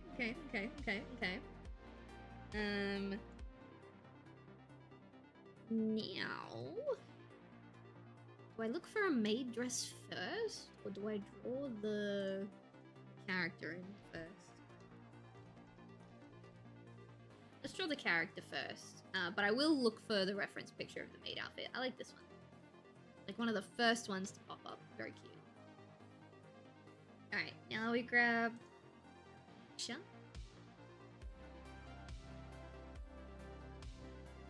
Guys. Yeah. Actually, wait, hang on. I'm gonna use the Sleepy, the EPPP that I drew as reference. Where is it? This is my Yacha folder. Please. Alright, this is a starting point.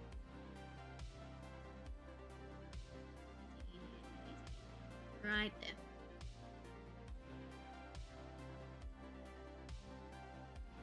Okay.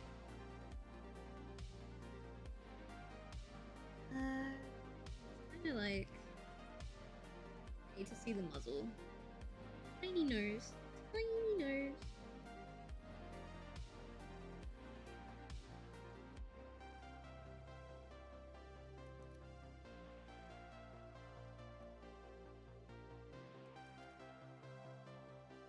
I'm imagining also tiny muzzle. We got a side profile? We do. Okay, no tiny muzzle.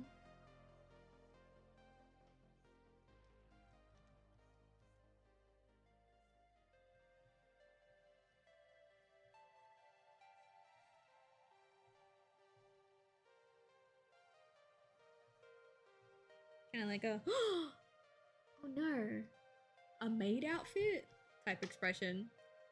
Actually, wait, I got a better idea.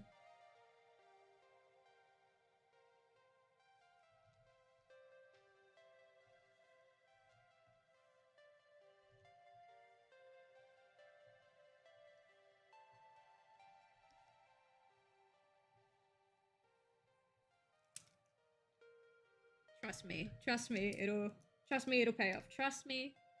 We gotta trust the process, chat. Alright. Got the cheek in as like an indicator, but it's not gonna stick around.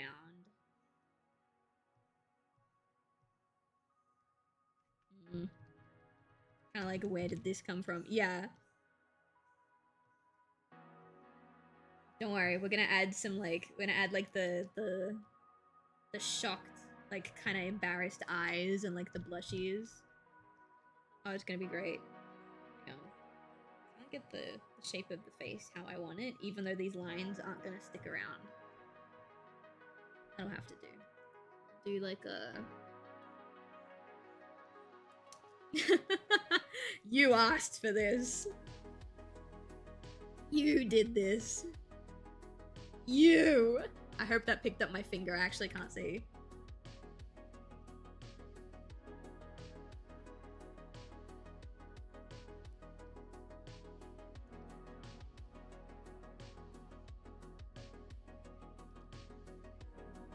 Because they're kind of shocked, I am gonna like kind of spread out their cheek fluff a little more. Like, you know, in animated characters, when they're shocked, everything goes like up, and then when they're sad, all of their things like kind of droop. I kind of want to do that.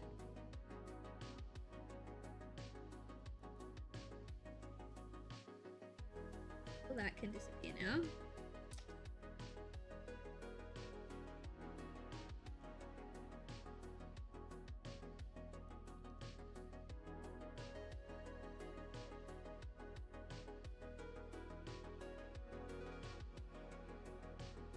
These bits could probably be bigger.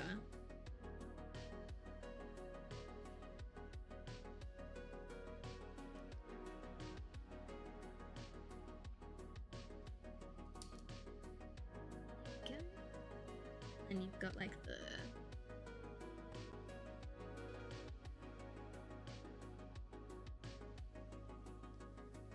side too.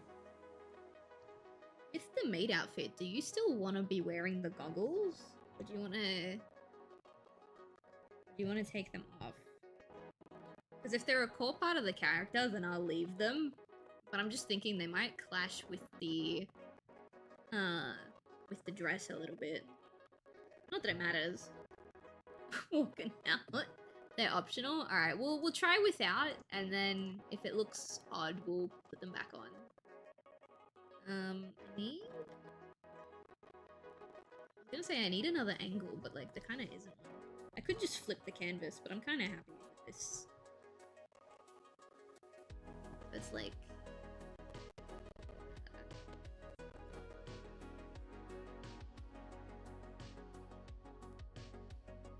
it's kind of like that, because then the ear go like here, but pop it up a little more, like a, you know.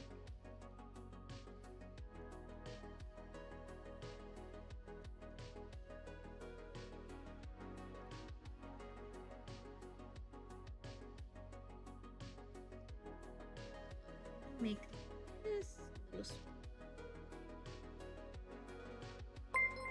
here.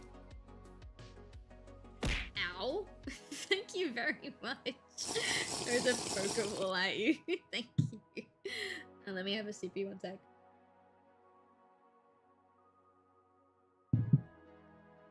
Thank you, thank you, thank you.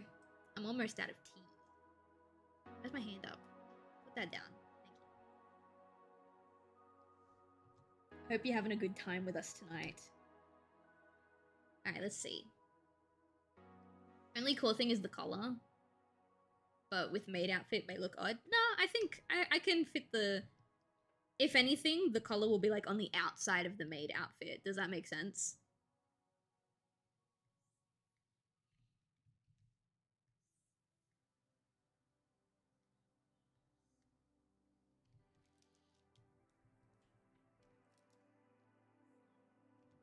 Trying to like mimic the way that I drew the hair in the EP drawing.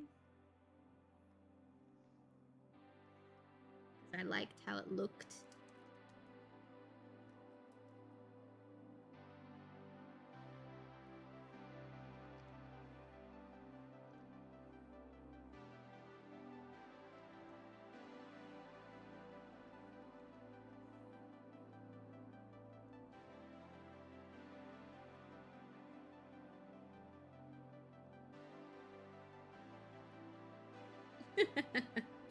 Oh, I love when it just comes together, you know? How are you? We're doing good. We're doing good. Have a nice pay what you want stream. Very chill vibes.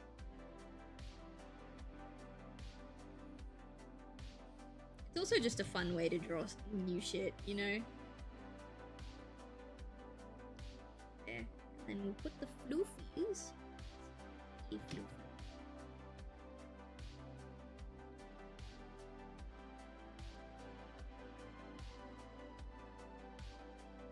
This side, actually, I think we'll narrow the ear a little bit. Just a wee smidgen.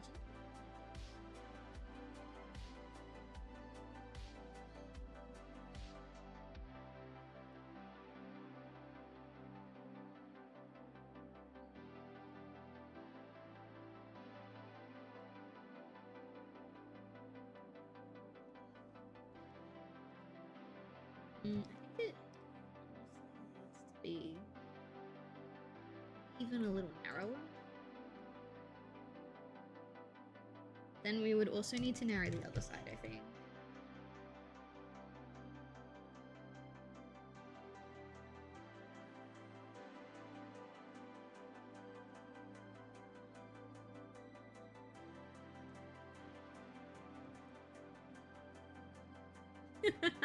This is great.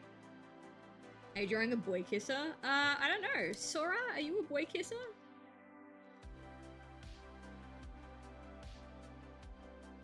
No judgment.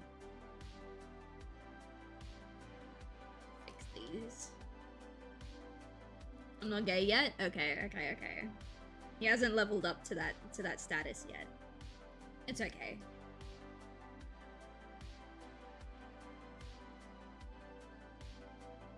Alright, so the cool thing about this is without the goggles, we've got like this gap.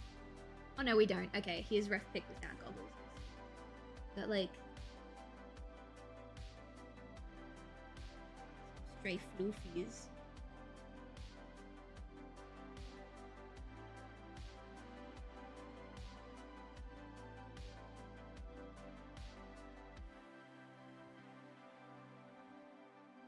Okay. I'm still resisting, but it's hard. That is a response.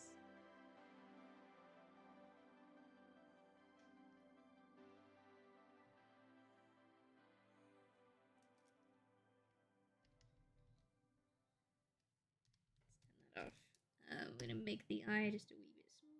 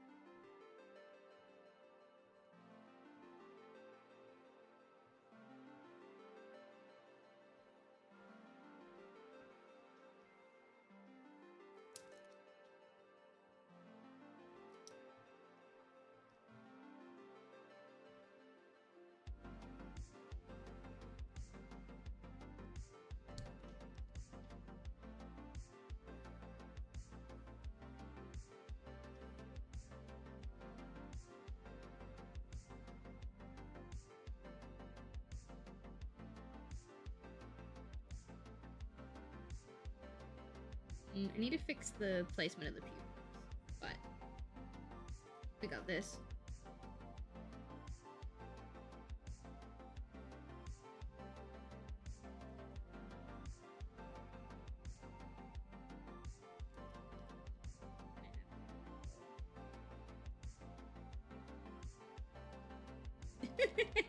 Loki, Bird's horrified.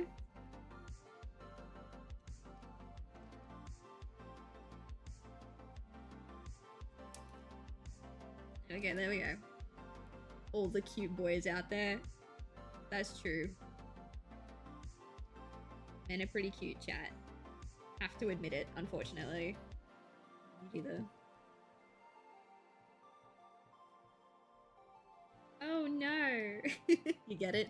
I might take the spirals out. I kind of liked the spirals in the pupils because they give like kind of a confused look, but I think it's fucking with where they're looking.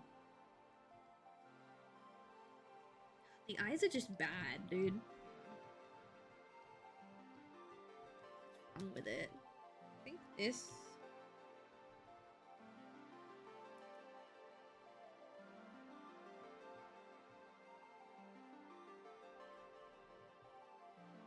Okay, I think that's a little better.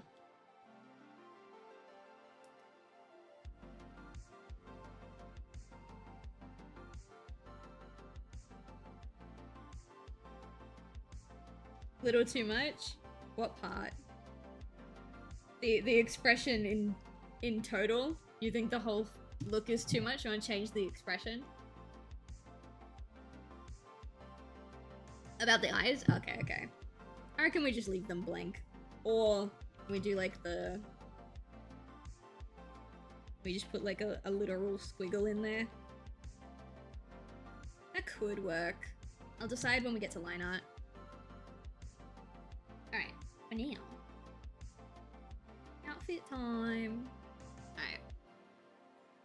Let's see. So the outfit I picked has like a high collar. So it comes out like this. And then goes back up. And I think we can still make the collar work because the actual like collar part will just be underneath this bit of the uniform. And the actual like tag will be in the middle. So I got like the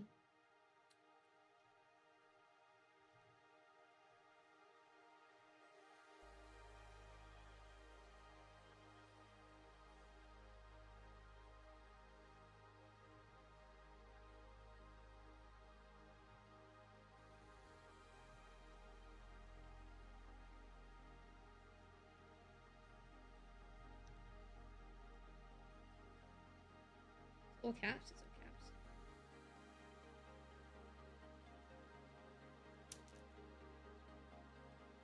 It sits right in the middle of the collar of the dress. That's alright.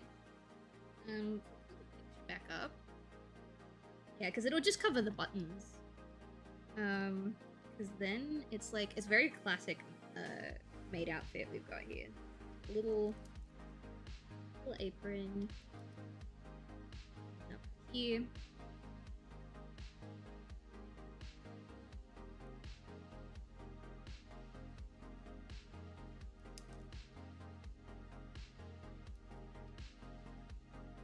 Actually, this continues to go down on both ends.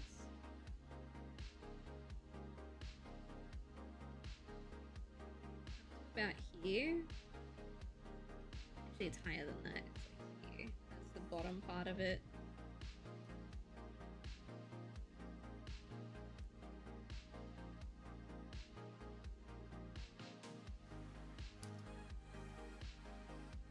This is like kind of like a belt type situation almost. Got like the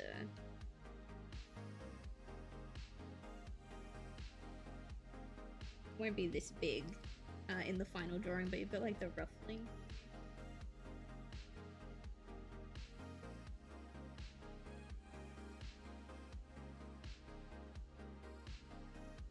Probably look close. Actually, no, I do like it bigger actually.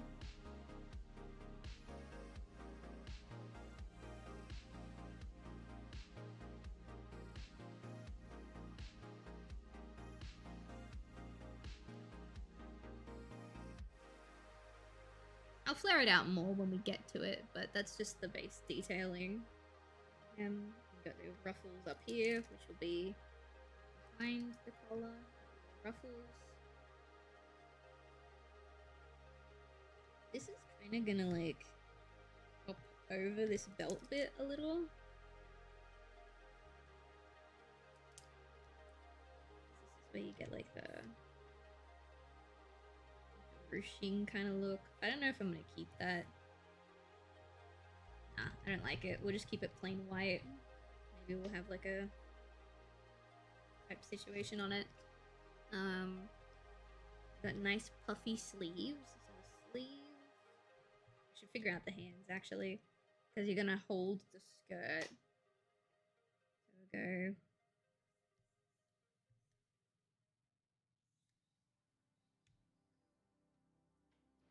Thumb will be on this side.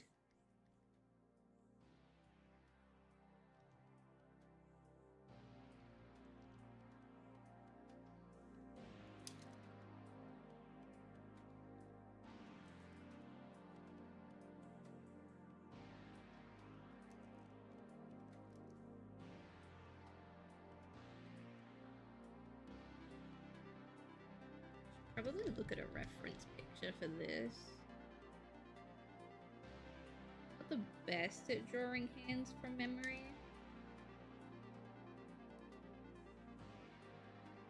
So I think it's fine. Here.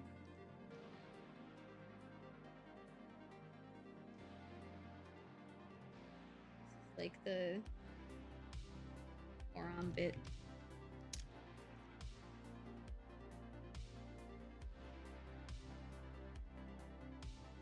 There, which means the sleeve.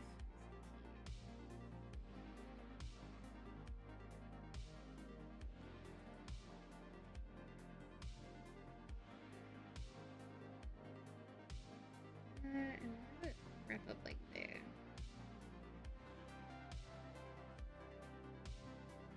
To fix the bit. The hand is way too big for what we're trying to do.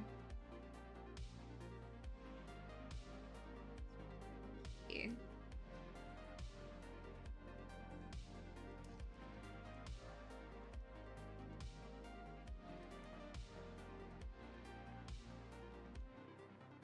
I'm gonna need to redraw this hand.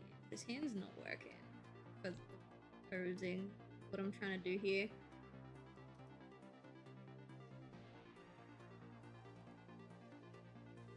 Alright, I don't know. What would I Google to find a reference picture for this particular...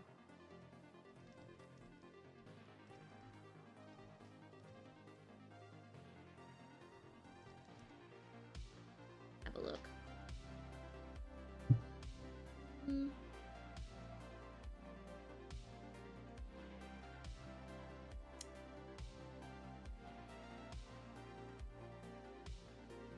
Not quite. Oh, be this? This could work. Alright. Oh, god damn it. Clicked the link to see the picture bigger, and it just took me to Pinterest, but like the picture wasn't there. Okay. I'm just gonna. There. I saw it. Where was it? You. Oh, finally. Okay. So.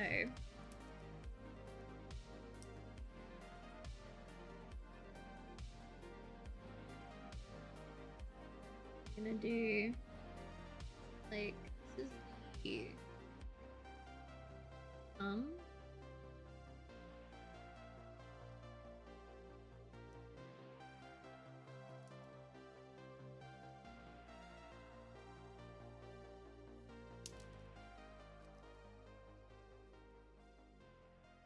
And the cloth kind of comes like in, like about here, and then you've got like a fingy.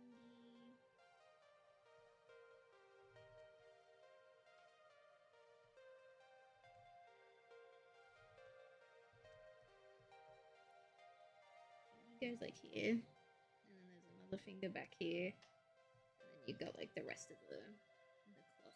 The cloth will kind of come up like this as well, because that's the top bit, and then this is like the inside.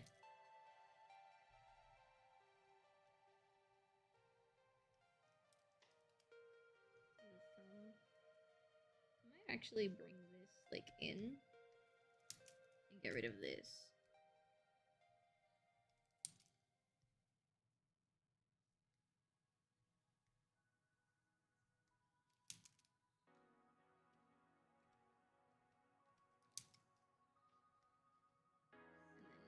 yeah, like, it'll come down like this.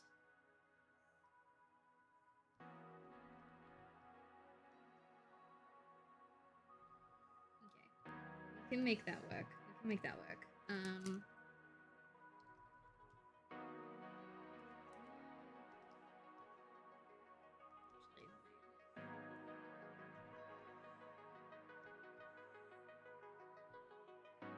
A bit bigger. I'm also gonna pull it in a tiny bit. You know, be able to. Yeah, there we go.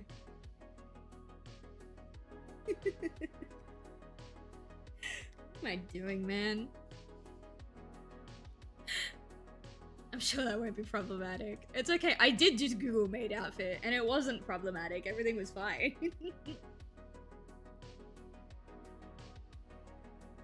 Yeah, this bit you'll have like the dress bit like coming through like this.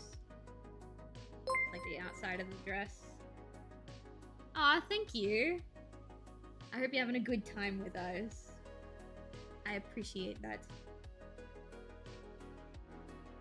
Alright, let's see. Kinda like down here. Here, you've got like the apron. I'm trying to figure out how the apron will be incorporated into this flowy vibe. This will come in.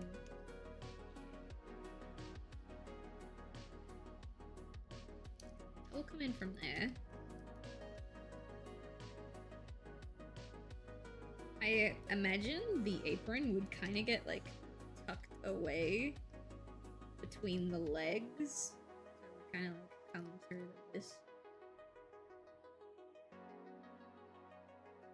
And then like just like a little bit of fabric like here to show that it's going like, you know. Does that make sense? And then there'll be like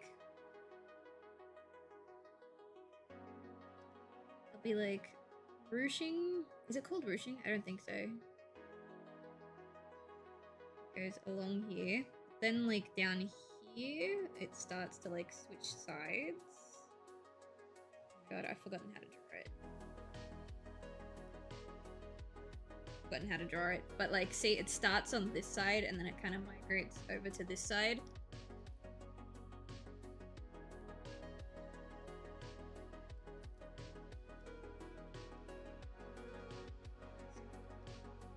Do that. That's like the stitch line, right? And the stitch line will go through and then the stitch line will go like that. Just to show that the way that the fabric is sitting is kind of swapping. There's a head on a separate layer. Probably so I can resize it. I think I will resize it actually. I think it's a bit big. But now the neck looks super thick. I don't want the neck to look thick. I can fix it though. Downscale the head to size. Here. And then here.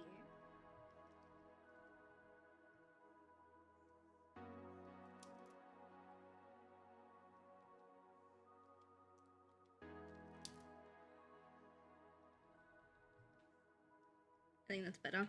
I can merge all these layers together.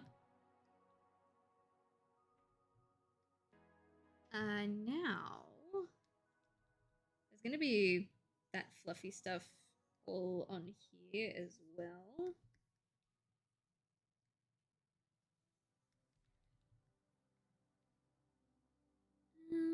And then the legs just kind of are.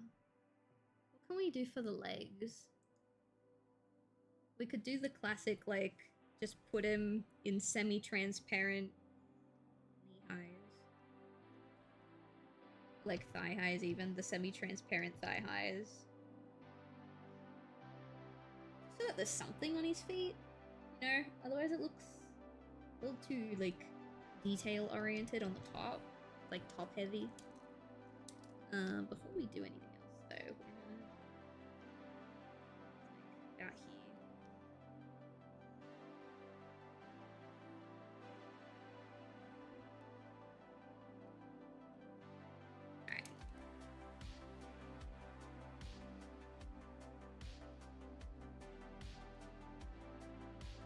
I'm erasing these bits so that I can just keep the leg sketch from the original.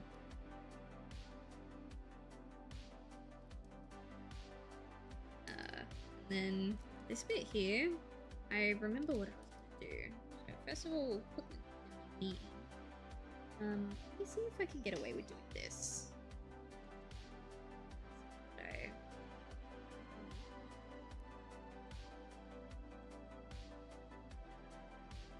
I can get away with doing this.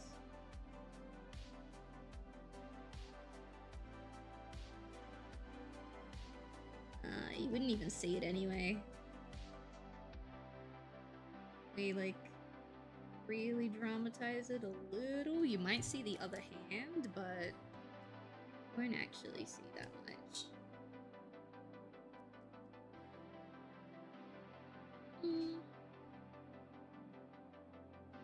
It's a small touch, but I do like the indication of the other hand there.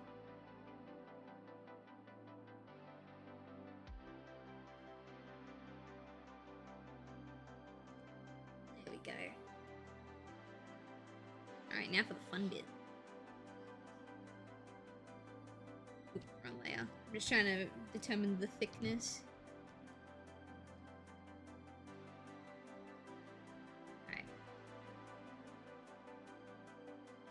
For 50 bucks, I want to do my line variation on this. So the line art, oof, how long have we got? We got an hour and a half. The line art honestly might take the rest of the stream. I could be so honest. If I do my line variation. But that's okay, because then next stream I will finish up Pay What You Need to. We've got Skinner and we've got Temp left on the list.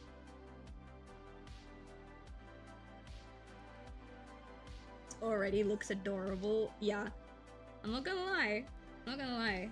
I think it looks pretty great.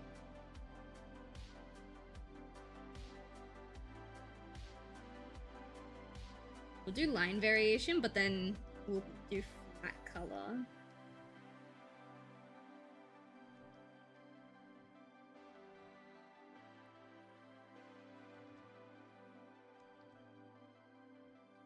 Yes. I'm glad people like the maid outfit drawing.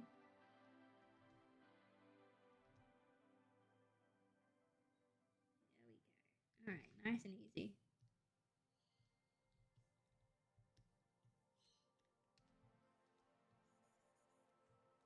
I remember a couple weeks ago, I realized just how damaging my line variation is to my nerve in my elbow. And I spent a good, like, maybe 40 minutes on the, what's it called? On the Clip Studio, like, store to check out people's, like, custom-made brushes to see if I could find a brush that would kind of do what I wanted. And I found a whole bunch of brushes that I do kind of like. Not that one. This one's pretty nice. I like the texture on this one. I really like this one. This is nice for like pencil sketches, although I haven't used it for pencil sketches yet. This one's probably the closest to being what I need it to be. But even then, it's still not like exactly what I would like, you know? And then, yeah, you've got these ones. Downloaded a fuck ton of manga brushes. And they're all really nice, but none of them do exactly what I need them to do. Which is why I still do my line variation the way that I currently do it. But I might end up switching to this pen. Was it this pen? Yeah. I might end up switching to this pen anyway, just because the line variation that you can get, I mean, it's nice. I'd probably do it with a bigger brush though. Maybe like... I just need to learn how to control it to get the strokes that I want. But anyway, I'm getting sidetracked. Let's get back to this. One thing that's been saving my wrist when I do line variation in my pieces especially for long strokes like this, is to copy paste the stroke and then transform it a little bit to be what I need it to be. It saves my wrist so much work. And it's a shame because, like, it takes a long time, but that's not the part that gets me. The part that gets me is that it's starting to physically hurt to do it on too many consecutive pieces. But it looks so nice. I really like how it looks.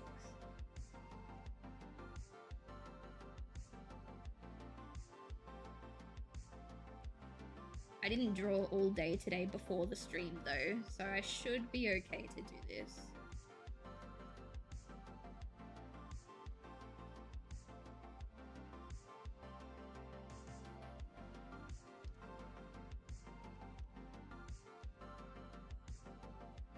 I'm also thinking about what I'm gonna do for Temp's one.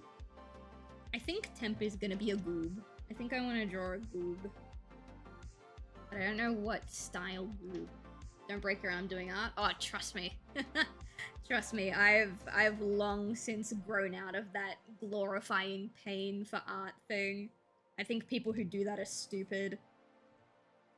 There was someone that I used to be very loosely connected to, and they would brag about how they got so much work done and it was all this, but then, like, because the work they were doing was a lot of vocal work, they were doing a lot of recording, and they're like, I pushed through all of my pain and now I can't talk, and, like, I have to, but I still have so much work to do and I got so much work done, so I'm just gonna keep pushing through it. Like, those people, I cannot stand them.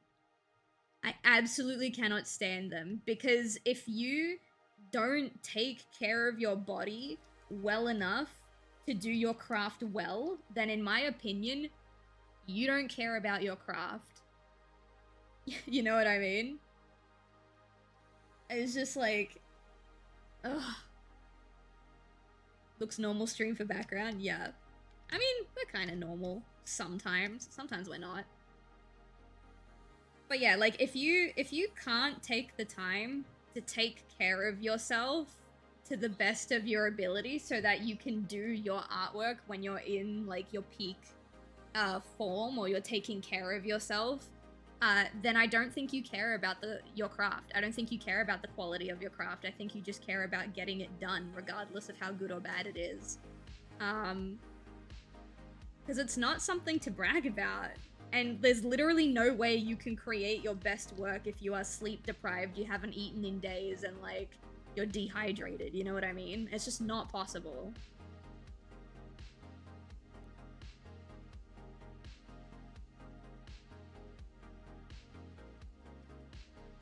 Not to mention the fact that if you hurt yourself over it, you're going to lose interest and end up hating it. Yeah. And I understand there are people who don't have a choice. There are people who have to keep pushing through. I'm not talking about those people.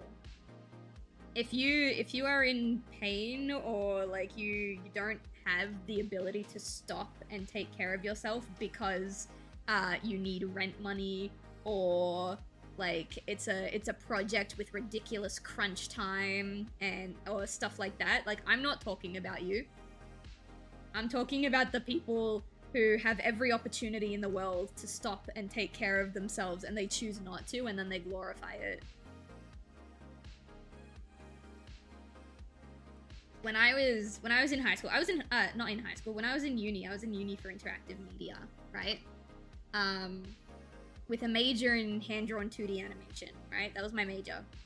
A couple of years after I graduated, I want to say maybe 2 years after I graduated, I was working my day job, which, keep in mind, was not in animation, but I did lift a lot of boxes and shit. And I don't know if it was, like, years and years of crunch animation, or if it was the way I was lifting the boxes, or what happened. But the nerve in my dominant hand's elbow is absolutely, like, fried. And I have, like, most of the time, it's fine. It's, like, a good day. I can still draw, I can still lift things, I can still, like, whatever. But I still have, like, a lot of bad days where I can't put any pressure on any part of my arm whatsoever because it hurts my elbow. Literally today, while I was resting on the couch, I wasn't even resting on my elbow. I had laid my elbow on, I laid my hands on my stomach, and my elbows were resting on my sides. And my elbow just existing like that was in like really, really bad pain. And so I had to reposition how I was sitting. And it's like, again, I don't know if it's the animation that caused it or if it was the work that I was doing or what. But I kind of stopped animating, like proper animation, hand-drawn animation once that happened.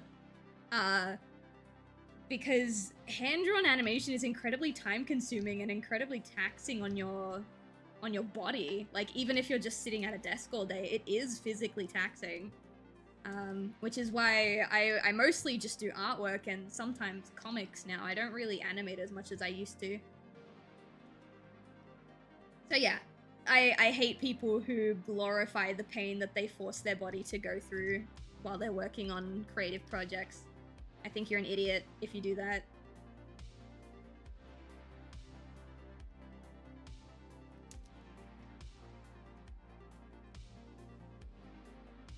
And that's the thing that they do as well. They're like, sorry, you guys, like, something has been triggered in me and I need to bitch. They'll do the thing as well where they're like, oh, I'm just so passionate about my craft that I don't have time for anything else. I couldn't possibly sit down and have a meal right now because I'm so passionate. And don't get me wrong, I understand what it's like to be in the zone and to like skip meals and like forget to do really important things because you're in the zone. I understand that. If you are someone who does that, it's your responsibility to make sure you put the precautions in place to take care of yourself. Set alarms. Fucking have timers on your programs so they lock out after a certain amount of hours. Fucking, you know, do whatever it is you need to do. And they're like, oh, the passion is too strong. I couldn't possibly be pulled away. Okay, well, it's literally going to kill you. You can't create more if you're dead, guys. You can't. That's not how that works. If you die because you're neglecting yourself in order to create more, then you won't be creating any more anytime soon. You think that's ever gonna get better? No. No. For as long as creativity is something is a thing that exists, there is going to be people who glorify putting themselves in harm's way and basically self-harming, technically, to get projects out. Which is why the second I'm talking to a creative or I'm talking to someone who's on a project and they start talking about like, oh, I haven't slept, I haven't eaten, I've just been working on this project so much, I like immediately am like, I don't really want to be around you. Oh, I meant your arm? No. No. My arm will never, like, go back to quote-unquote normal. It's a nerve thing.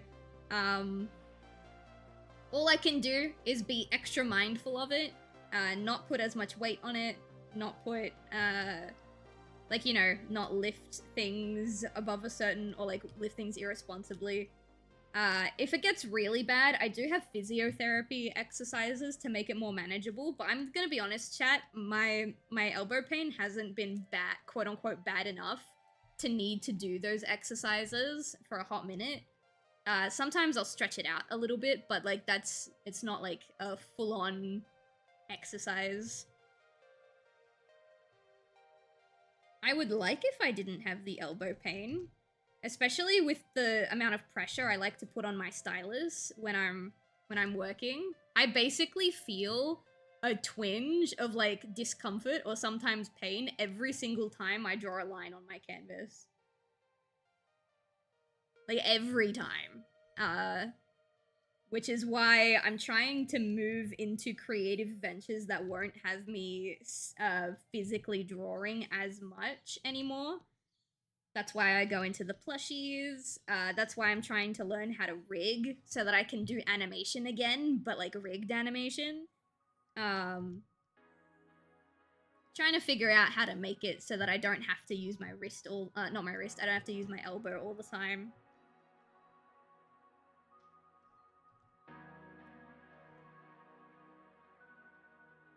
I don't really talk about my elbow as much, if ever, anymore, because usually when I'm in pain, it's my knee. And unlike my elbow, there is, at least at the moment, a possibility that my knee can be fixed. So that's nice. I'll find out, hopefully in late February or early March, what's going on there.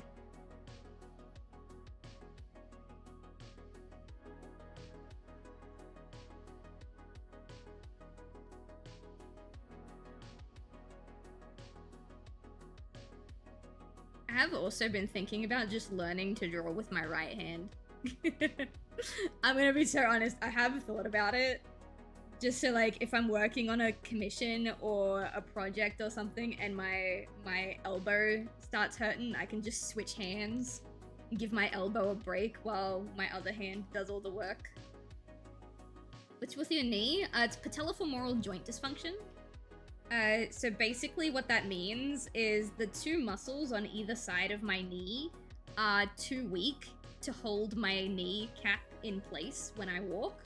So every single time I move my knee, whether it's walking, squatting, like literally just rolling over in bed, or like not having it out straight, my kneecap has the potential to dislocate and relocate.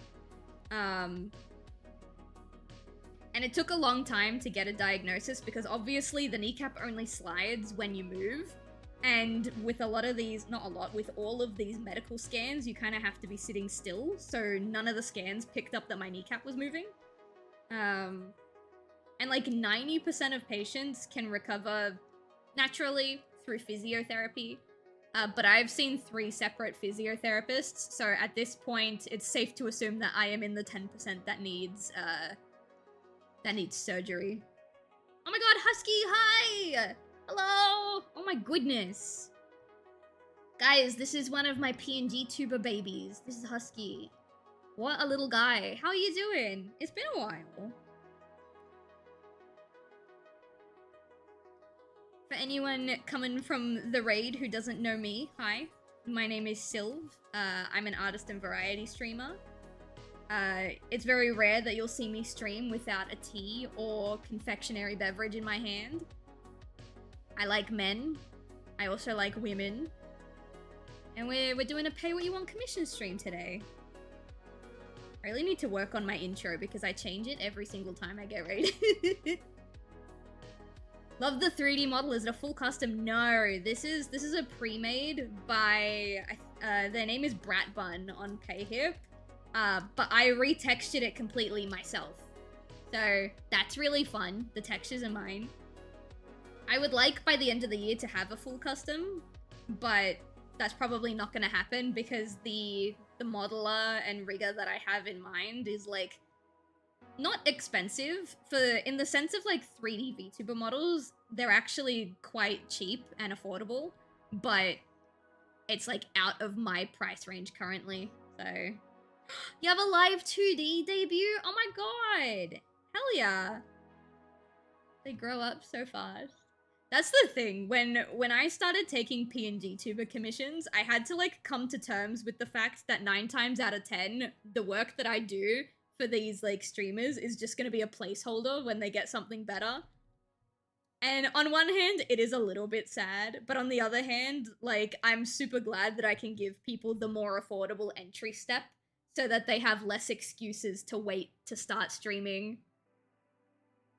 Wouldn't be where I am without you, though. That's so sweet. I like to think of it like that. I like to think that I give people an accessible entry point, because not everyone can afford a live 2D model or a 3D model right away. So that does make me feel good to hear that. Thank you.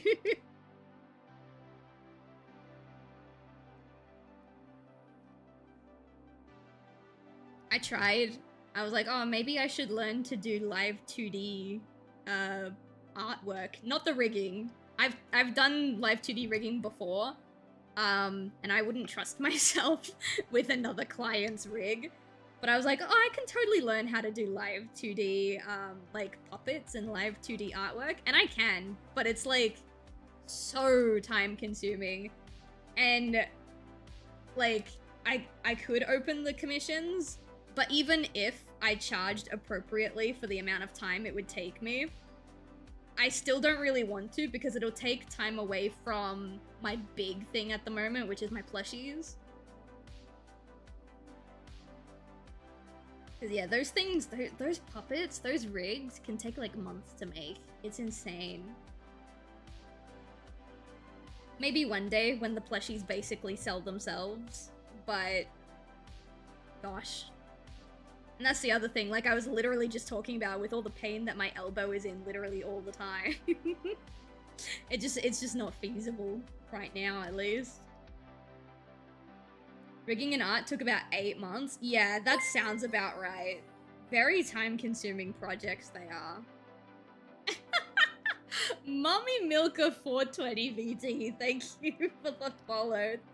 I fucking love some of the Twitch names that I get to see.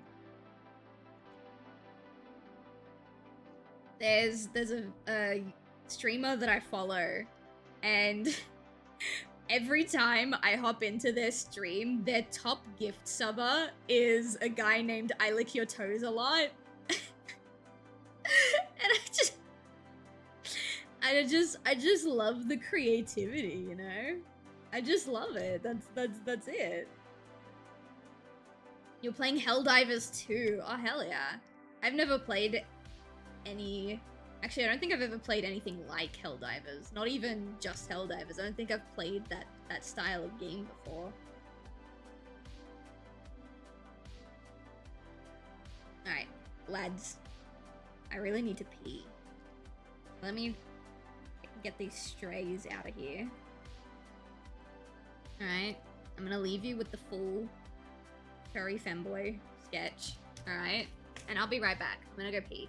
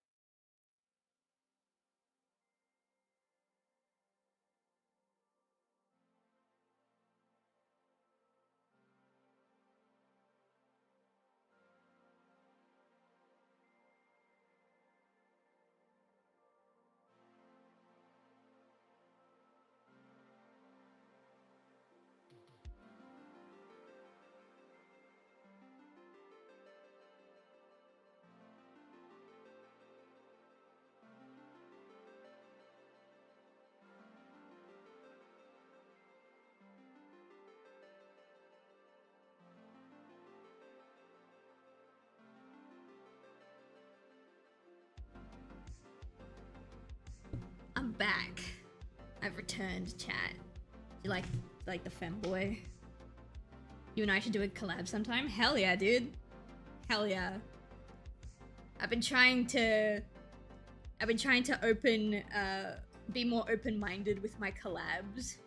It's hard sometimes, because like, I'm sure a lot of streamers deal with this, but on one hand, it's like, oh, super nice, fun, talk to chat, but then like the second you're in like a direct voice chat with someone you don't know very well, it's like, oh. And it just kind of like, you know. But I would love to. There's a couple of people in my close circle that I haven't had the privilege of formally collabing with yet that I would like to.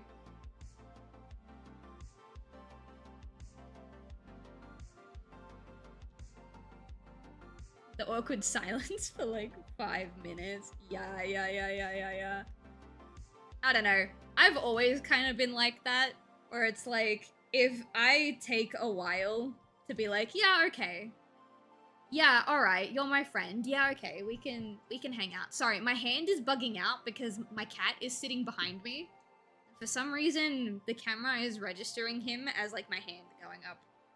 So I'm sorry. But yeah, it's like, I take a really, really long time to be like, yeah, okay, we're friends, we hang out, like we vibe. And like anytime I meet someone who immediately is like, oh my god, we're friends, oh my god, 9 times out of 10, it like really, really turns me off, and I end up like hating them, you know? It's like, I don't like you because it feels like you're trying to rush me into a friendship. The only time that has happened and my reaction has been, oh my god, yes, let's be friends, is my wife, Saku. Because, I don't know, Saku just has this really, really nice, like, comfortable energy around her. And it's like, okay, you immediately feel safe. You are friends now. And then we became wives, so that was pretty nice.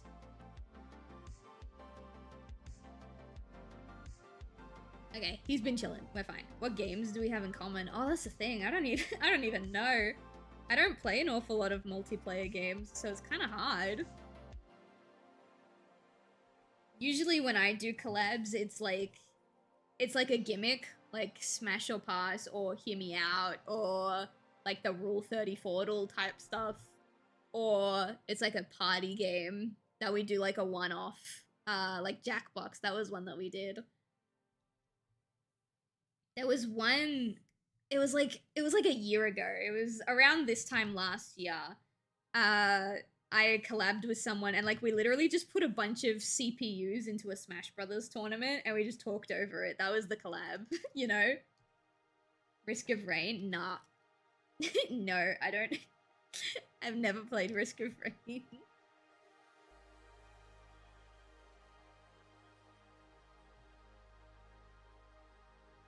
We'll figure it out. We'll get there. It's super easy to do collabs with like the boyfriend because we have a lot of local multiplayer shit. So we just sit on the couch. When it comes to online play, I actually don't think I have any of the mainstream online games. Hello, Butter. Hello. Welcome in. How you doing? We have an hour of stream left, and I haven't even finished the second Pay What You Want. Oh no, we're gonna have to carry this into next week.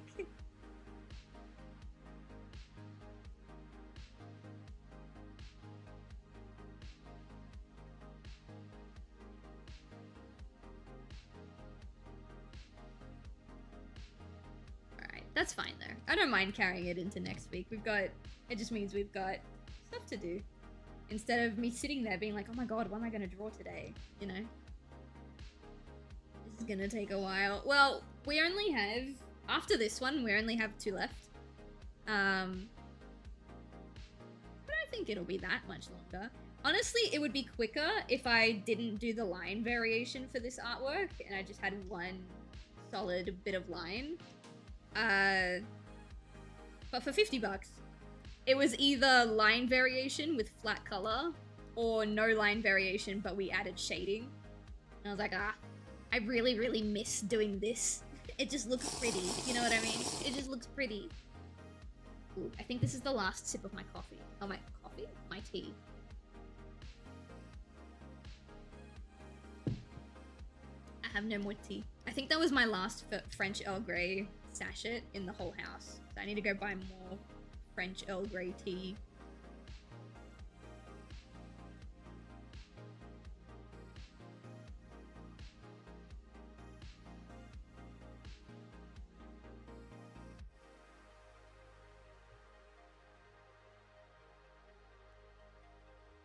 You have Guilty as Sock or enjoy improv comedy. I don't know what Guilty as Sock is.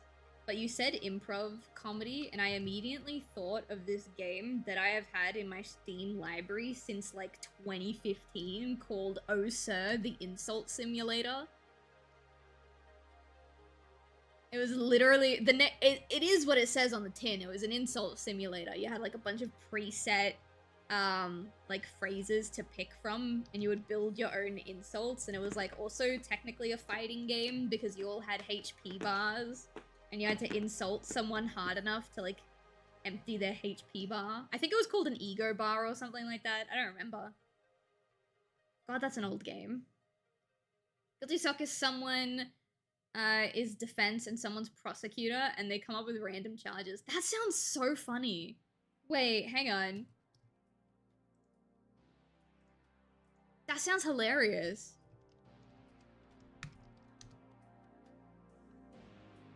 Guilty as Sock. What is this? $8.79 on Steam.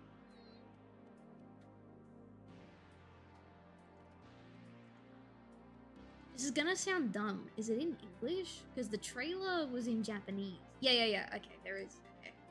The trailer had like a screenshot completely in Japanese and it scared me for a second. I don't speak weeb, I'm sorry. That looks like that could be fun. I'll see if I can indoctrinate like Chai and Brent and like the gang as well. We haven't had a gang stream in such a long time, chat. And that's mostly because in like the middle of August of last year, literally everyone in the gang started going through shit at the same time. Like, I had shit going on, Brent had shit going on, Brent still has shit going on. Chai quite literally always has shit going on, but it was more shit than usual in August. And like, some of us have picked up the pieces and we're like, yeah, okay, we're Gucci. And like, some of us are still cleaning up, you know? I don't know what it was. August 2025. Yeah, like literally all of my streamer friends shit hit the fan all at once.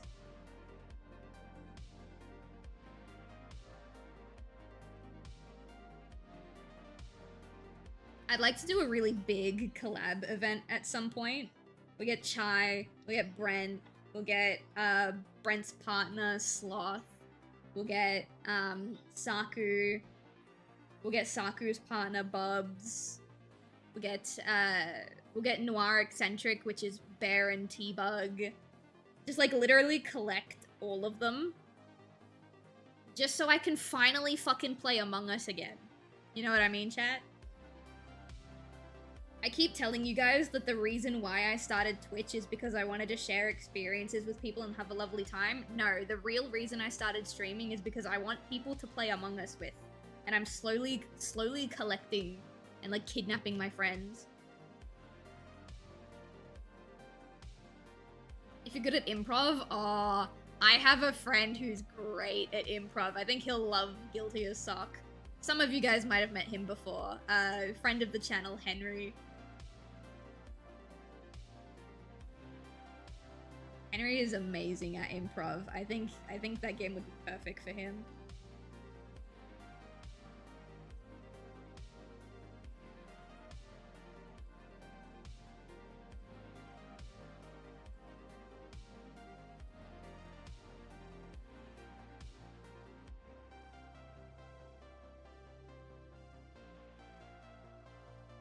Can't get this fucking line, bro. Okay, good, got it. Thank you. Henry's cool. We do like Henry in this house. Henry's pretty banging. I do like Henry. I miss Henry. We don't, you know, we DM every now and again, but Henry... I don't want to, like, say doxing information, but Henry's, like, got big plans, with him and his boyfriend Xavier. I don't think I've ever met Henry. Yeah. He's not as frequent of a guest as he used to be. Because he lives with his boyfriend Xavier now, and they've got a lot of stuff that they're planning to do together. So they're very busy all the time. But he's doing good. He's doing good. He was actually supposed to be at the 1,000 follower event, but because he's in, where is he? I don't remember what coast he's on, but he's like somewhere in the US. And his roster, this is really bad. His roster just didn't line up. How can I get this?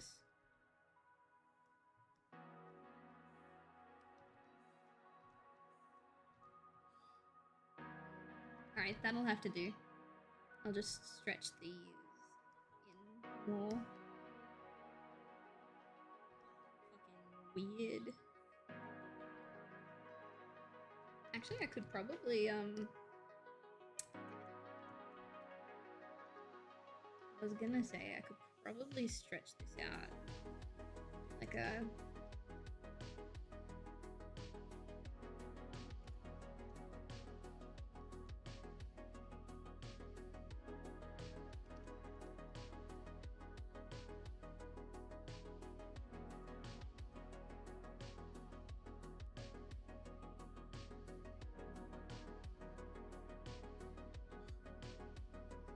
My elbows are gonna be so sore, but it'll be worth it.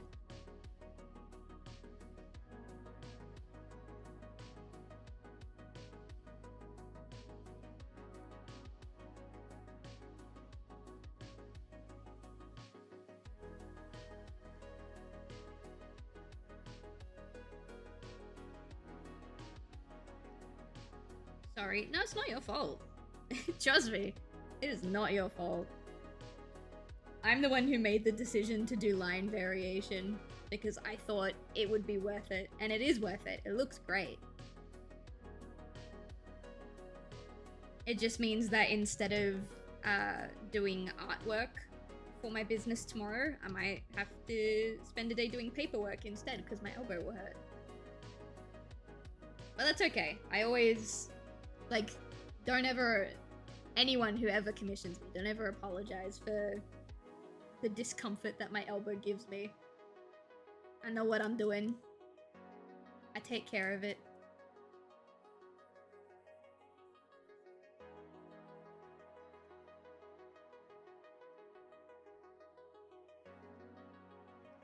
Plus, you gotta admit, the line variation's pretty nice. That's why I do it. It's pretty nice.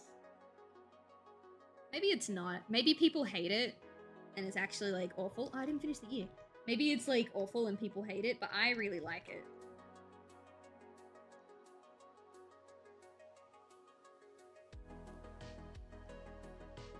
I was going through some of my old sketchbooks from when I was a kid, because I have sketchbooks from when I was like 11 to present day.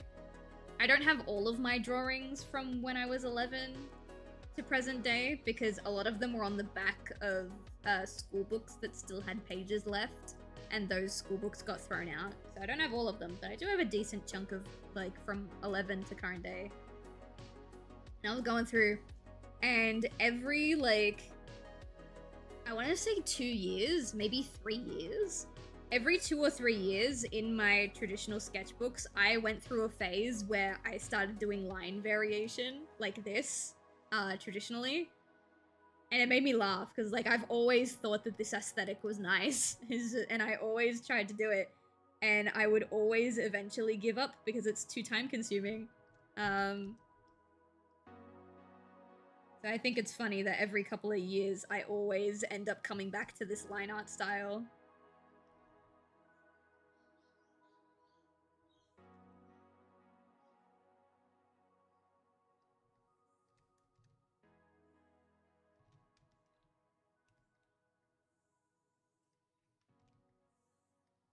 Trying to like, I don't want it to go like too thin too quickly, but also it does need to thin out eventually so that it can thick out again at the bottom. That's what the other ear does. Like that. Because then that's where it'll connect with the base of the ear. Have you ever been to Biscuit King? What the hell is a Biscuit King? What is that? Hang on.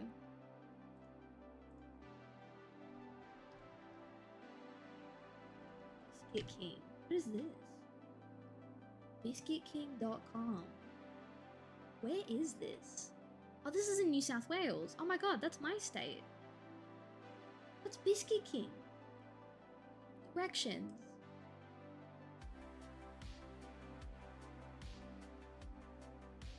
Directions. Where's Biscuit King?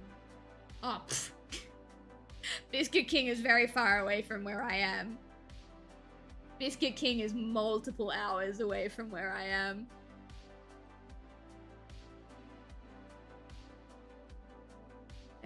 Actually, I think I have family that live in this general area. I do. It's not very far. Oh, well, I don't anymore.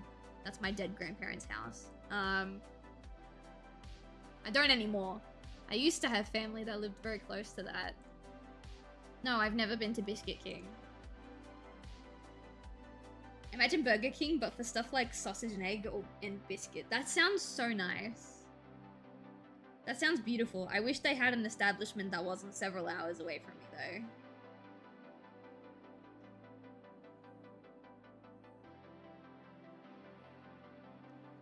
Yeah, I have literally no reason to go out that way anymore, let alone just for a biscuit. I say just for a biscuit, it's probably going to be the best biscuit I've ever eaten in my life.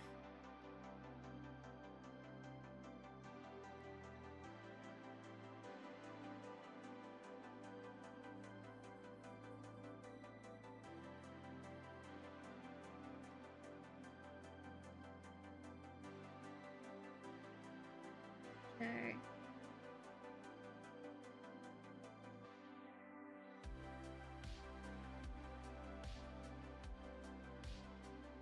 Chat, isn't he just the prettiest boy?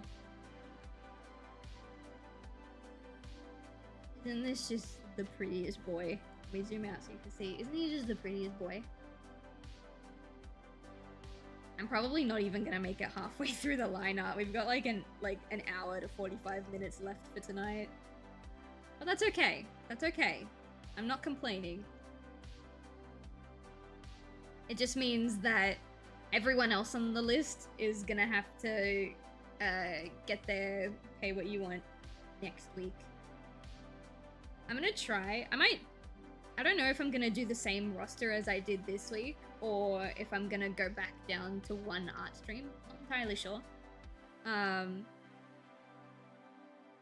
kind of playing around with formats. This week was the 2 art streams, 2 game streams.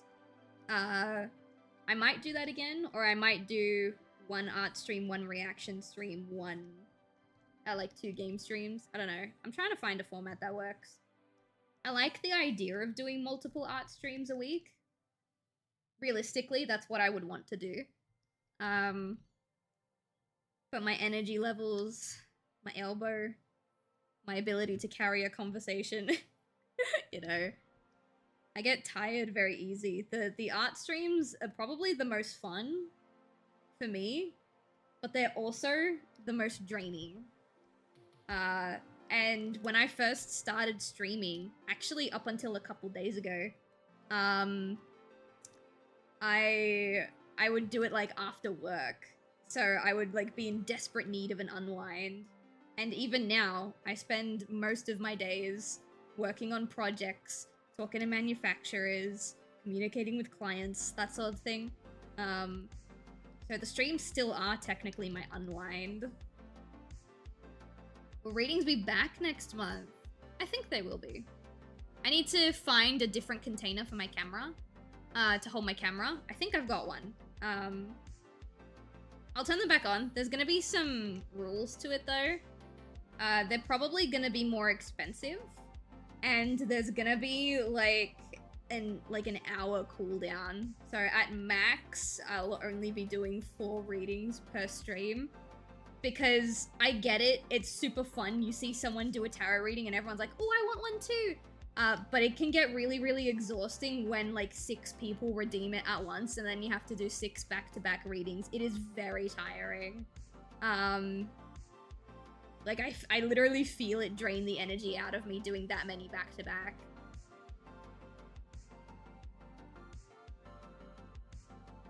So yes, they will be back, but they might go up from 3,000 to like, I don't know, maybe 5,000. And yeah, popping a timer on them, or like a cooldown on them. That was a fun day. It was, but my god, was it exhausting.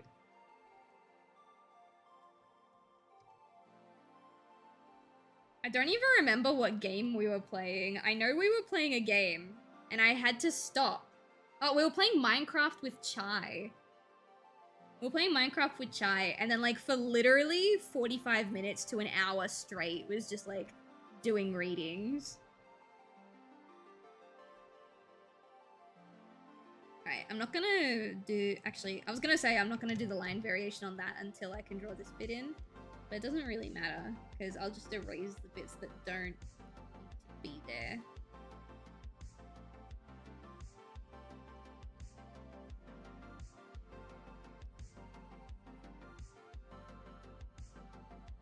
I believe it was the first stream I watched. That's quite the experience. I'm not gonna lie, part of me kind of really enjoys hearing what people's first stream of mine was. It's really fun. I don't know, it just warms my heart a little bit. I know Skinner's one was the Hitman one, where I was in Italy, and we spent the entire stream knocking people out and putting them in the meat freezer. I don't remember what Jake's one was. I think Jake's was like day 1 of our 500 follower subathon, like in February of last year, I think. Brent's, I remember Brent Zones. I was playing Sonic Frontiers and I was getting really angry. I was like raging and I was gonna rage quit the stream. We were gonna end the stream like an hour early. And then I got raided by Brent and he brought like 60 people with him. And this is back when I would only average like 2 people. And I was just so flabbergasted. I was like, oh shit, I have to keep streaming. And now Brent is like one of my best friends.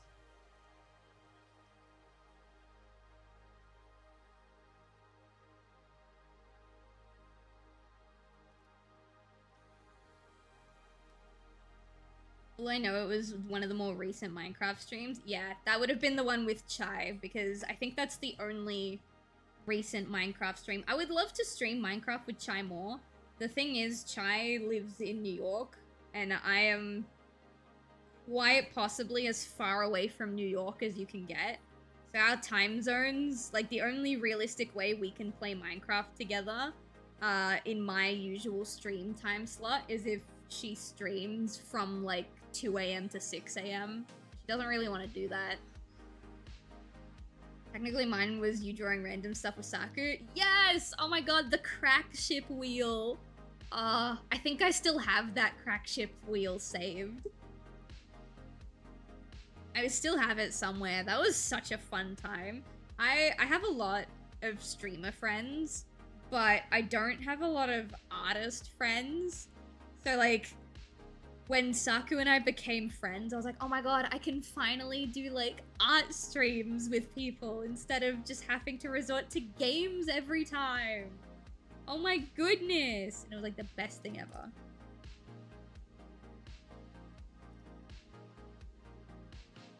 I do technically have another streamer friend who's an artist, but like,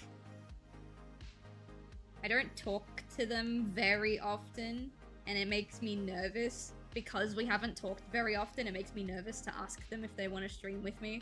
You know how it is, guys.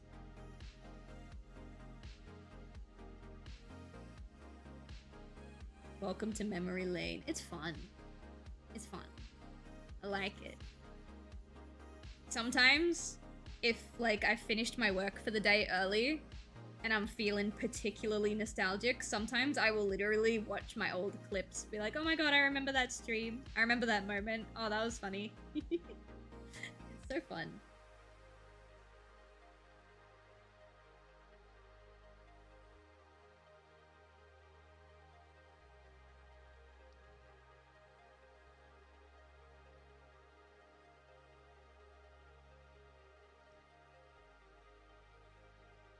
Of course, you overthink and get in your own way. Yeah. Well, chat, they're like a partner, you know? They're big. Makes me nervous. Because since it's the whole, like, you know, because we haven't talked much, the last thing I want is for them to think that I only want to collab for their views. When, like, in reality, they're actually really, really cool and really chill, and I do just want an excuse to hang out with them. It's like the fear of having your invitation being taken the wrong way. Do it, coward. I do. I mean, I do. I do fully intend to this year. But first I'm gonna make time to hang out with them more. Because, like, what if I ask and they say yes and it turns out we don't have good streamer chem, you know? One of my favorite things to do is look back on old memories, no matter what the memory is. Doesn't matter. Yeah. It's good fun. Good fun. Oh my god, speaking of memories, chat, my sibling DM'd me a little while ago, maybe a couple days ago. They found my old DS Lite. So guess what I have now? It was the very, like, I had consoles before the DS Lite, but it was the very first console that was specifically bought for me. The other consoles that were in the house at the time were just ones that my dad owned before I was born. But this one was, like, it was specifically my console, and I was so excited to finally have it back. The DS cartridge slot didn't work. Like, my partner, they're not my partner. My sibling, like, cleaned it up as best as they could, because it was, like, kind of grimy from being in storage for so long. So they cleaned it up as best they could, but the DS cartridge didn't quite, like, the cartridge reader didn't work. So I spent maybe, it wasn't very long, it was maybe 15 minutes, 20 minutes max, trying to figure out how to clean it and cleaning it up. And I cleaned it up, still didn't quite work. The only way to get it to work now that it's been cleaned, is you gotta make sure the DS is turned off. You gotta put the cartridge in, and you gotta let the cartridge sit in the cartridge reader for, like, about 20 seconds, 30 seconds before you turn the DS on. Otherwise, it won't read the card. But I did get it working. And I finished Professor Layton and The Last Spectre on my original DS last night, which means a lot to me, because not only was it the first console that ever was bought specifically for me, but Professor Layton and the Curious Village was the first DS game that I ever played. So to finish a Professor Layton game on my original DS again felt really nice. DS stream. Unfortunately, it's not a modded DS, which means that I can't just plug it into the Elgato and stream it. The only way we could do a quote-unquote DS stream would be, like, if I set up my camera and I just recorded the DS. You know? And no one would watch that. The touchscreen also isn't as sensitive as it used to be, but I also don't know if that's the age of the DS showing, or if the DS Lite's, like, touchscreen just wasn't as responsive back in the day, you know? Like, I don't know if it's the age, or if that's just the console, because I've been playing my DS games on my 2DS, and the touchscreen is, like, very responsive, very, because in Professor Layton, I will, like, in really, really quick succession to find, like, hidden items and stuff. And I was doing that on the DS, the original, like, the DS Lite, but, like, only half of the inputs were going through when I was going like that. So I just slowed down my tap rate a little bit, and then all of a sudden they were all going through, so I don't know. But, doesn't matter. I remember when you made that list of things you hated about that girl. Oh my god! Oh my god, Catriel Layton. I still have that list, by the way. I still have that list. It's currently sitting in the cabinet on the other side of the room because we got new storage for our like kind of office space, for lack of a better word. Can we go through it again? Sure, we can do that. Give me 1 second. Let me grab it. I'll be right back.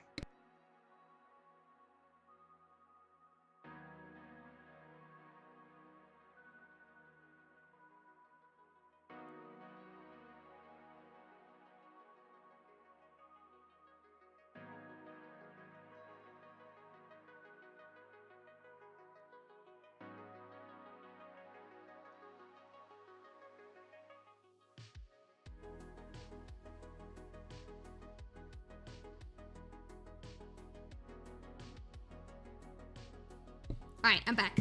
I got really scared for a second because I opened the cabinet with all of our old notebooks and it wasn't there. And then I realized that I actually keep it on my desk because the notebook that I wrote that list in has become the partner and I's puzzle book. So every time we play puzzle games together, we pull out this book and we write all of the puzzle stuff in here. So I do have it. It's here. It's just not where I thought it was. Who and why? Professor Layton's daughter, quote-unquote daughter, Catriel Layton. And why? Because she's a bitch. Because she's a bitch. Alright. Do you guys want to hear the original reasons why I hate Catriel list?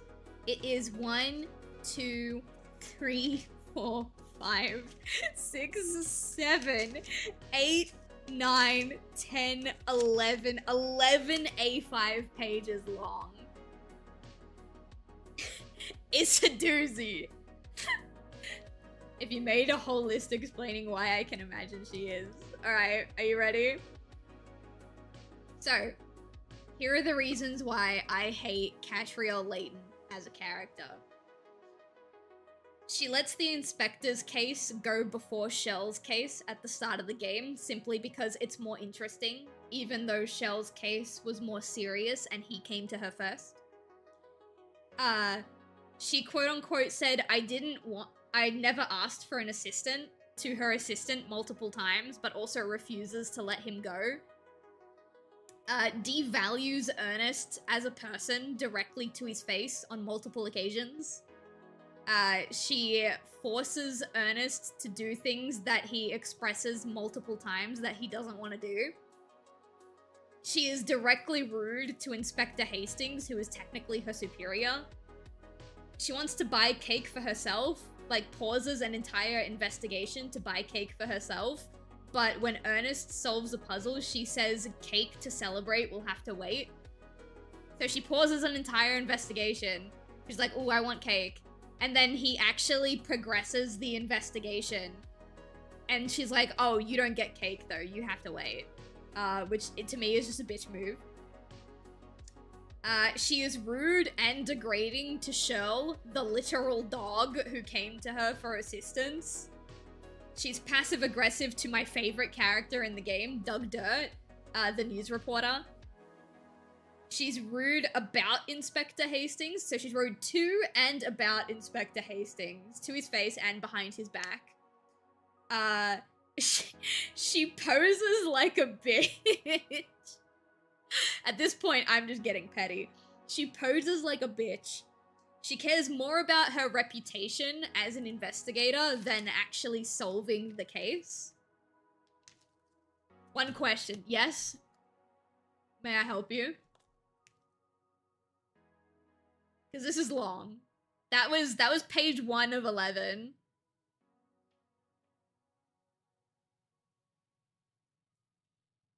Oh god, it gets worse. I'm reading through. Does she show off her money a lot? Not her finances. No. Not from memory, at least. Maybe I do write that down somewhere, but from memory, she never flaunts how wealthy she is, which is a good thing, at least. Alright. I have annoying ego with 7 tallies next to it. So there were 7 separate occasions where her ego pissed me off. She cucks Ernest at the festival after leading him on and using the fact that he was being led on to make him cross the river for her. She actively ignores Shell's, like, pleas for help or, like, his, input in the investigations. Seems like a classic rich bitch. She kind of is. She's a Nepo baby. But like Nepo through adoption, kind of. She lies to Ernest about not seeing him at the festival, so she leads him on in order to make him cross the river. He runs across the river, he's jumping and waving and screaming at her just like she wanted, and then when he runs all the way back, she lies to him. She's like, no, didn't see ya. Let's see. Catriel doesn't understand depression. I don't know specifically what she said to trigger this, but apparently Catriel does not understand how depression works. She struggles to look outside of herself, and thus is very close-minded. That's true. If something doesn't directly affect her, then she doesn't see how it's a problem. The next one, she doesn't take murder seriously, and I wrote murder in all caps. What do you mean she doesn't take murder seriously? I don't remember that. Oh no, I'm gonna have to replay this game and be shocked and appalled all over again. She actively disrespects other people's boundaries multiple times. She has a very bitchy behavior towards Emiliana, which, to be fair, Emiliana is kind of a bitch back, but her reasons for being a bitch are, like, correct. She says that Catriel is an inferior investigator because she doesn't use facts and logic and reasoning. She just goes with whatever her gut is telling her, even if her gut has nothing to do with the investigation. And, like, that's very true. Catriel doesn't take anything seriously. She solved a puzzle.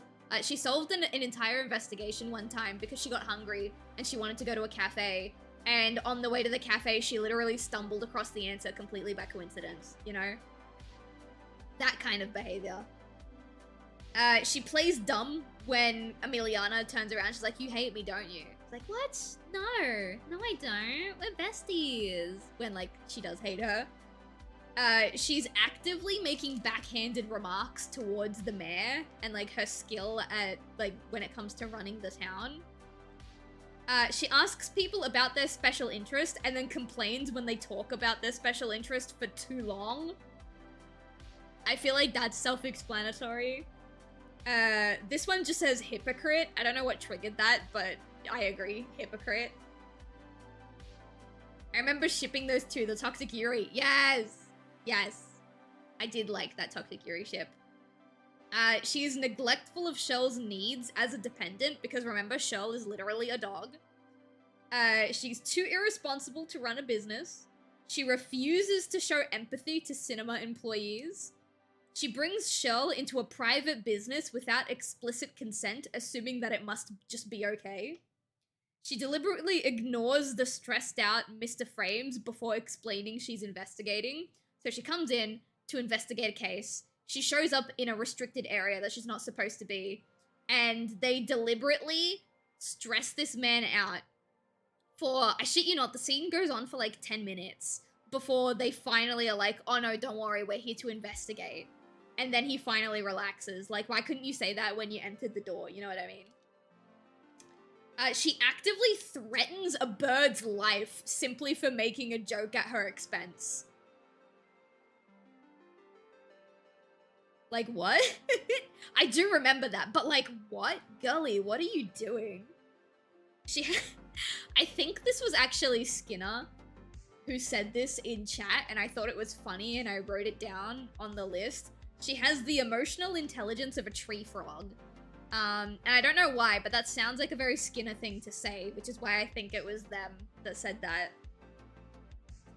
She loves giving Loanita shit in a case for her previous involvement in a different case, which is basically like Loanita was a criminal in the second case, but then in the fourth case, Catriel immediately put sus on her, and her only reasoning was, well, you did that shitty thing like 6 weeks ago. Like, literally no evidence whatsoever. I don't even remember if Loanita was even at the scene of the crime. You know? It was like, once a criminal, always a criminal. 7 pages? No, it's 11. It's 11. And we are on page 4. It's a long list. It's long. So let's just blitz through it, okay? Let's just go through it. She says watching Tor and Rector fight and Tor being accused of cutting the film is fun to watch right in front of them. These two friends having an emotional breakdown and like a friendship that's for like 40 years ongoing just ends, and she goes, oh, this is pretty fun. Directly to them. She tries to interview Rector about the investigation immediately after his several decade-long relationship with his editor ended. Man doesn't even get time to grieve. She's just like, I need the gossip, give it to me. She treats solving a case as if it's a performance. She deliberately leads Ernest on again by vocalizing how much she wishes to be kissed, knowing full well that he likes her and she is not interested in him. She has so low self-esteem about her methods, but she places her business in Shell's hands after a comment that she makes about, Shell makes about her skills. Forces her responsibilities onto Shell, again, a literal dog, after Shell declines the offer. She's like, oh, well, if I'm doing such a bad job running my business, why don't you do it? And he goes, no, I'm a dog. And she goes, too fucking bad. You're the boss now. You have all of my responsibilities. Which is just petty. She calls Madame Dublay's scaly son a pet immediately after being told he's family. Like, if I introduce Nemi and I say, hey, this is my son, and you immediately refer to him as my pet, get the fuck out of my house, you know? She continues to degrade Rex, the scaly son in question, by demoting him from a pet to a creature. So now he's not even a pet, he's literally just a creature. She tries subtly to regain control of the situation after forcing it upon Shell, and he actually does well. So she forces her responsibilities onto Shell. Shell doesn't want them. She makes him do it anyway. And then when he actually starts doing well, doing better than her, she tries to take over again. Because she doesn't want to be proven wrong. She forces Ernest to examine the reptile skin with her, despite him expressing how it would make him sick. Like, no, I will literally throw up if I touch this lizard skin. Well, too bad. You're gonna come touch it with me anyway. She makes fun of Shell's ear size because he didn't hear a dog barking properly. Like, dude, she's like, oh, your ears are so big. What do you mean you didn't hear that? Like, what? Rude. She mocks a dog's living situation. She basically bullies a dog for being homeless. She compares homeless people to dogs, so she's classist now. She's unempathetic to animals' emotional intelligence. What does this say? She's very emotionally fragile and can't take any digs at her or her business or her skills as an investigator. She will immediately start getting pissy if you so much as question her work ethic. She explains the Seven Dragons members to Emiliana, who is the one who educated Kat on them. So, like, Emiliana told Kat about who the Seven Dragons were, and then, like, 2 cases later, Catriel decides to explain to Emiliana who the Seven Dragons are, despite Emiliana being the one giving her that knowledge. She, like, basically mansplains to Emiliana. She's condescending to Emiliana when she admits she has a fear of ghosts. She's outwardly bitchy when Emiliana defends her fears from Kat's original comment. So Kat bullies Emiliana, and when Emiliana stands up for herself, she gets pissy and really angry and starts fighting with Emiliana for standing up for herself. She then continues to bully Emiliana after she explicitly expressed her fear of ghosts on multiple occasions. She accepts the ghost case on Emiliana's behalf, despite being fully aware of her fear of ghosts. So this investigation wasn't even given to Catriel, it was given to Emiliana. And she knows Emiliana is afraid of ghosts, and she still is like, oh yeah, Emiliana will do it, and she forces her to do it. She gave up correcting new people about Shell's gender, allowing them to misgender Shell and let people call him a girl. I don't know why she gave up. That's a hill that's like, okay, cool. She mocks the name of the rumors surrounding the White House. Not the literal White House. White as in W-I-G-H-T. So basically, she finds out that the girl who owns the house, her parents died, and she's been incredibly lonely and isolated ever since. And her immediate response is to make jokes about the parents dying. She has no survival instincts. I don't know what that's in reference to, but I guess. She has awful prioritization, which we've already established, but in this case, she will constantly neglect her case for something she wants to do more. So she's constantly putting her work on hold. She talks down to Shirl as if he's a pet, knowing full well that he has human levels of intelligence. How much more of this is there? This is so long. She's cocky. She genuinely believes she's a famous detective despite only getting clients thanks to Daddy Layton's reputation. I enjoyed reading that very much because it's so true. She's not famous because of her own skill. She's famous because she was raised by Daddy Layton. It's not Wa-caster Emiliana, it's Wu-caster. Oh, right. She was bullying Emiliana for the fear of ghosts. Is quote-unquote quirky because the ghost tales don't scare her and she makes it a point to show how not scared she is. Like, okay, I'm not like other girls. I actually like ghost stories. Shut the fuck up. Actively disrespects Emiliana because she's just so quirky and not like other girls. Okay, so the girl whose parents died, who is incredibly lonely, right? Keep in mind, she made fake ghosts in order to lure people into the house so that she could try and make friends because she is so lonely, right? That is a cry for help. That is a cry for help. You want to know what Catriel said about this cry for help? She said Liza was attention seeking. This lonely girl who only ever wanted to form friendships and have kingship after her parents passed was labeled as an attention seeker by our quote-unquote world-famous detective. Projection much. She charges Liza for the investigation after outing her as a crippling, lonely girl who just wants to be friends.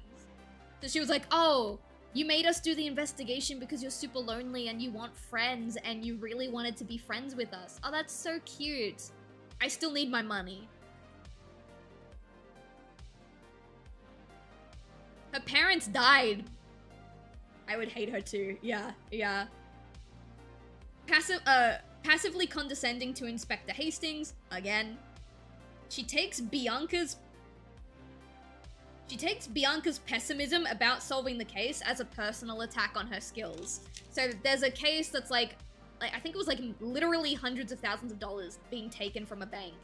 And they were like, I don't know how we could solve this. This is a pretty weird case. And Catriel's like, oh, so you think I'm stupid?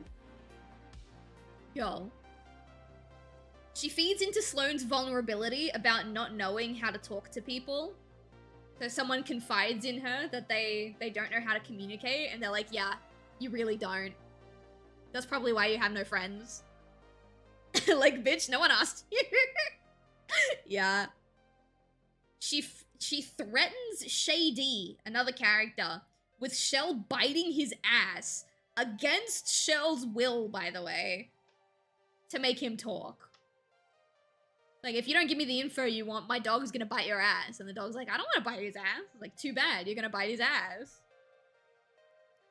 She says rogue money, like the money that vanished from the bank, she says that it should have been hers instead of using her brain and realizing whose money it was on the street.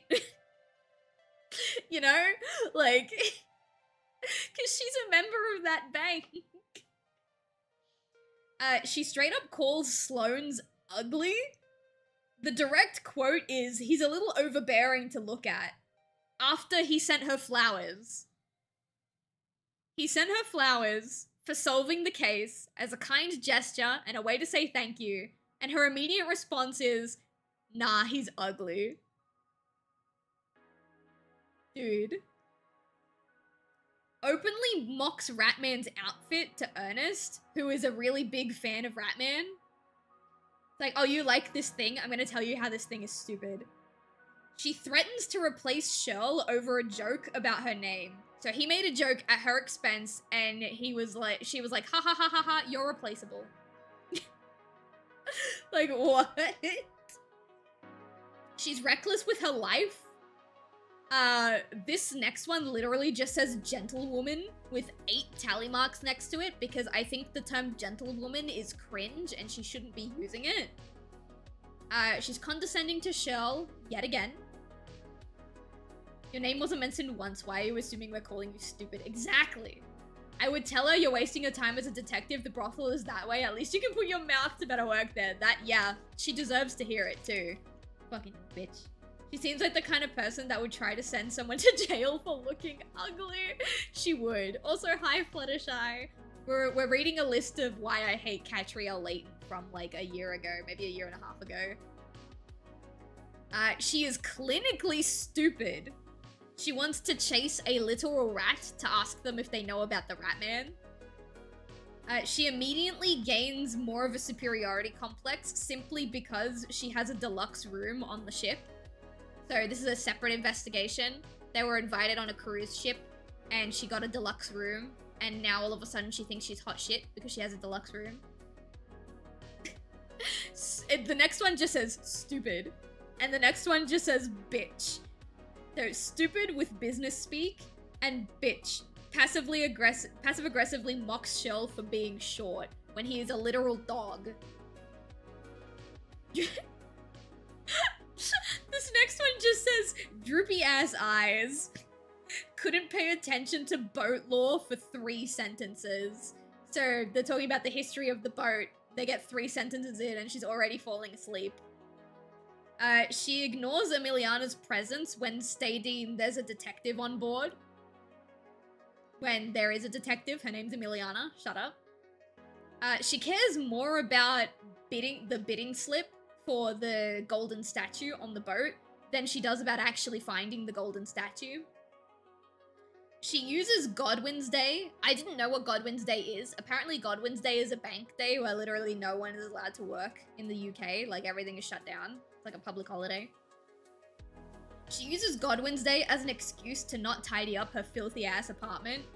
She doesn't pay Ernest, her assistant, who she like enjoys torturing. She doesn't pay him. He's volunteering. We have 2 pages left. Clearly wasn't listening to Felicity vent because she didn't realize all Felicity wants for her birthday is a day with her husband. She turns down the offer of help from the Lipskys, the bakers in town, to get Felicity any presents or cake on Godwin's Day. So Godwin's Day is the detective's wife's birthday, and the detective needs help setting up something for her birthday.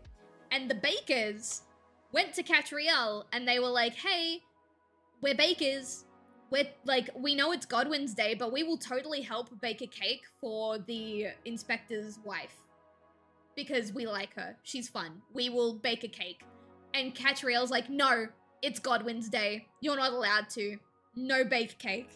And then the wife didn't get a cake for her birthday. Fucking stupid.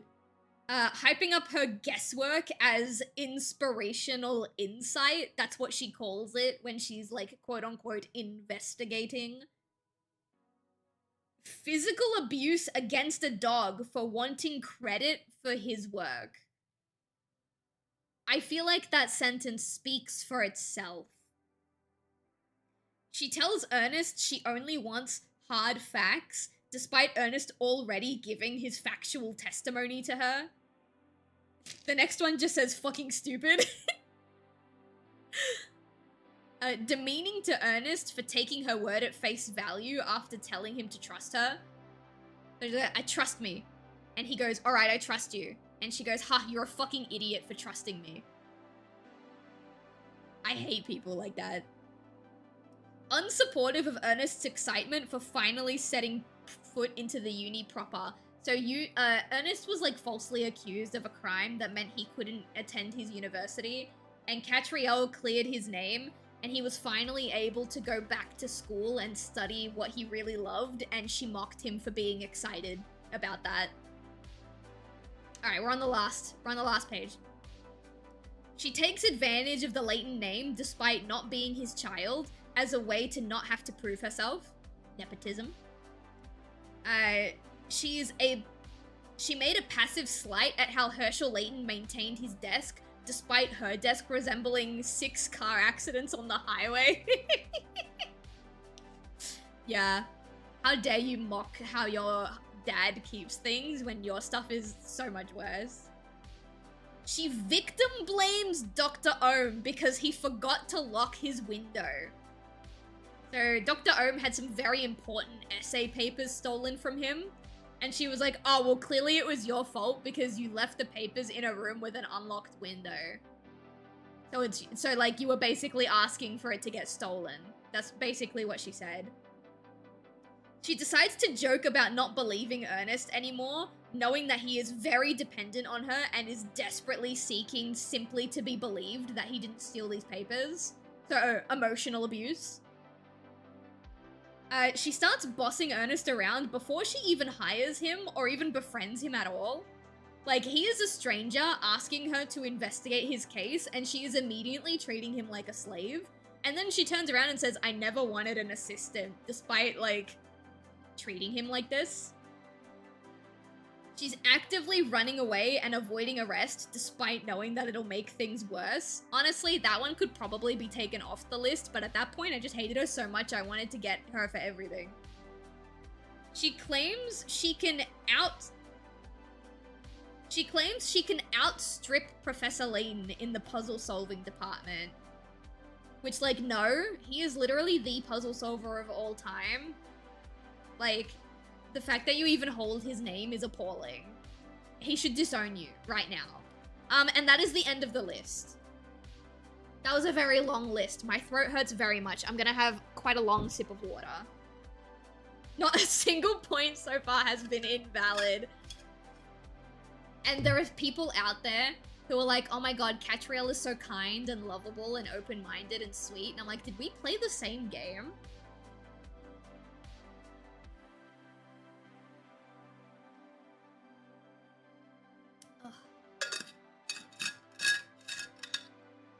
So yeah, it's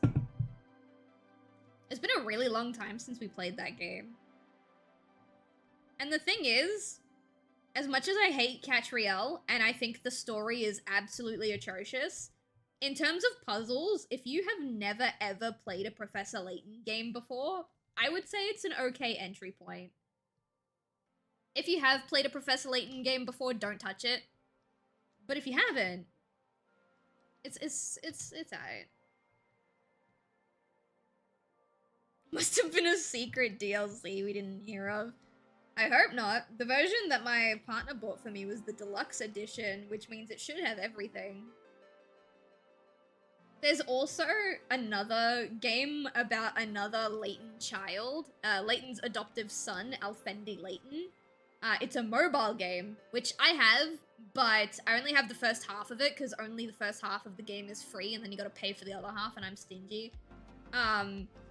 And Alfendi Layton is arguably kinda worse because they portray him as like a guy with, what is it called? I think it's dissociative identity disorder. And like his alter personality seems to be a criminal. And the little glimpses of it that I got to see in the free-to-play chapters look really bad. So I'm not sure. I'm not sure how that's gonna go. I would love to finish that game at some point if I can, you know, muster up the courage to pay like $2 whole for the rest of the game. I'm more disappointed we didn't see sloppy lesbian makeouts. That would have saved the game, honestly. I think I would have liked the game a lot more if we got at least a little bit.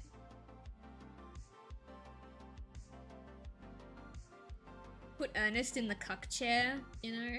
He was always gonna be in the cuck chair, but like we didn't get to see him go in the cuck chair. And the thing is, I actually liked Ernest up until like the final chapter of the game where they like... I think the twist was fun, but I think the way they handled the twist at the end and how it all wrapped up was lame. Especially for a Professor Layton game where like people have actually died. There are, like, genuinely evil people. The one that I literally just finished playing, there was a guy that was like, oh, you caught me. I guess I'm going to use these archaeological digging robots to make a giant robot and use that giant robot to murder you and everyone you love. Like, come on, man. It makes me nervous for the new World of Steam, which I'm most likely not going to play considering how level 5 has been the past couple months.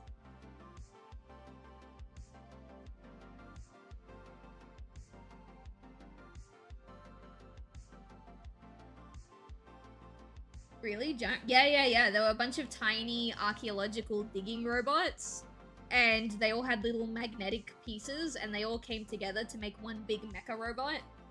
And they were destroying it, and they like fought the Loch Ness Monster. And that sounds like I'm taking the piss, but I'm being so dead ass right now.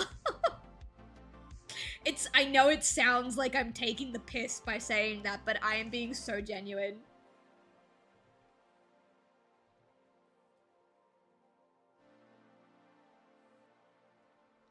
Okay, I'm gonna copy paste this line.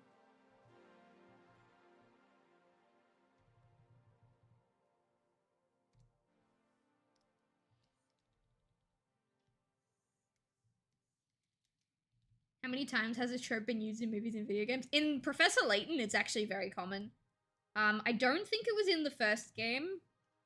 Was it in Pandora's Box? I mean, the town did kind of get destroyed in Pandora's Box, but like not really. Unwound Future, absolutely it happened. Last Spectre, which is the one I just played, absolutely it happened. Azran, I haven't played Azran Legacy. Miracle Mask, yes, it happened. And yeah, Azran Legacy is the one that I'm up to now. So, I guess we'll find out. They formed a mecha Hitler? I mean, kinda, actually. Are you guys okay to be like quote unquote spoiled for a game that's almost 20 years old this year?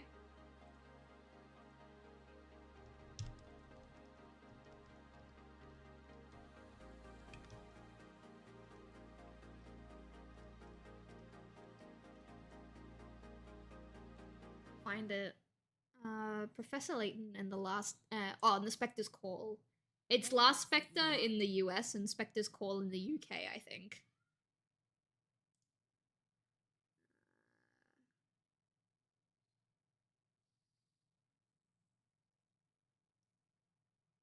Start it like here. This will be the last thing we do, and then I'm gonna wrap up for the stream. Where's the...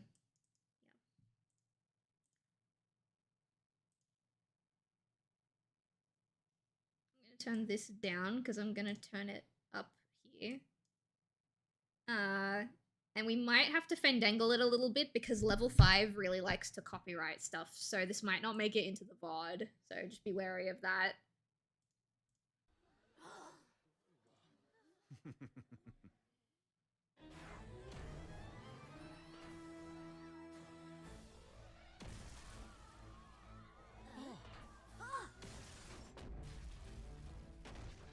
Actually, I'm gonna turn it up for you guys. I'm gonna turn it down on my PC.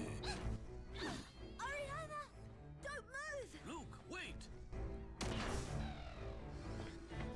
So these are the archaeological robots that I was telling you about. And there's a Loch Ness Monster. See, I wasn't lying to you. Quickly, everybody! This is from a game? Yeah, this is from the Professor Layton DS series.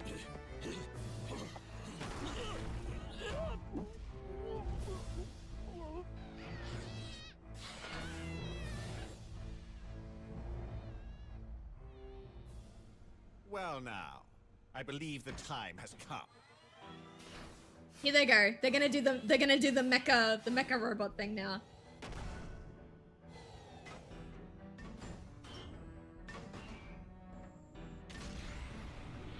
See? Bunch of little robots make a mecha robot and they fight the Loch Ness Monster. Magnificent. I wasn't lying. The townspeople are in for a treat. The Spectre was but a prologue. Spectre was but Now a for the grand prologue. finale. I love Descalay.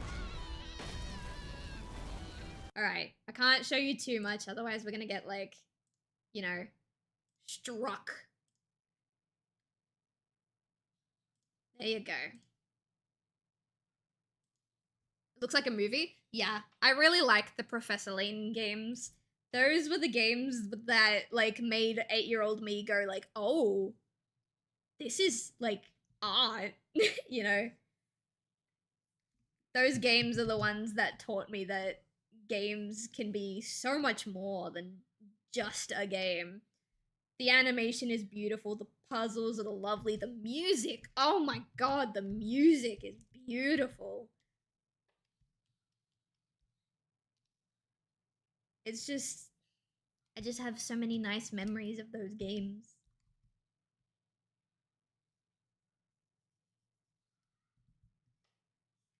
Looks like a movie that I would watch high. Well, funny you mentioned that. There actually is a Professor Layton movie.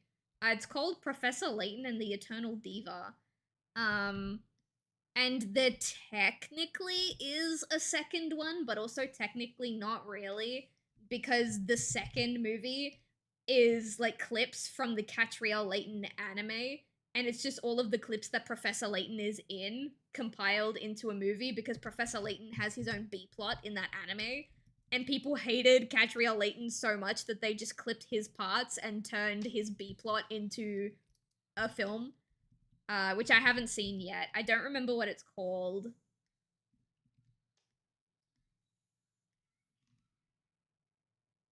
Do you ever wonder what would have happened if they made a movie? Yeah, it's really good. I like the Eternal Diva. I think it's one of the few decent video game movie adaptations.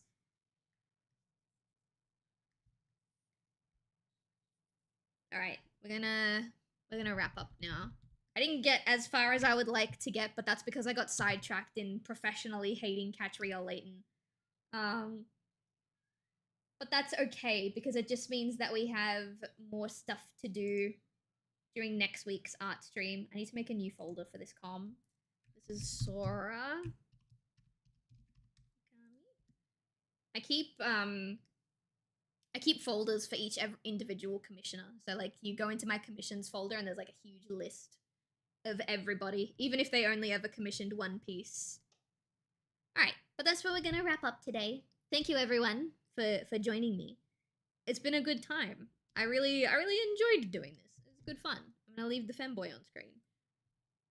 Stay warm, stay cozy, stay toasty. If you sneezed during the stream at all, bless you. Thank you very much to everyone who bought a Pay What You Want commission today. Thank you everyone who didn't and came and had a lovely chat with me. Thank you to everyone. And if we have the time and the energy, we're gonna be doing a makeup Claire Obscure stream tomorrow, so we can catch up on where we're supposed to be in our 100% run.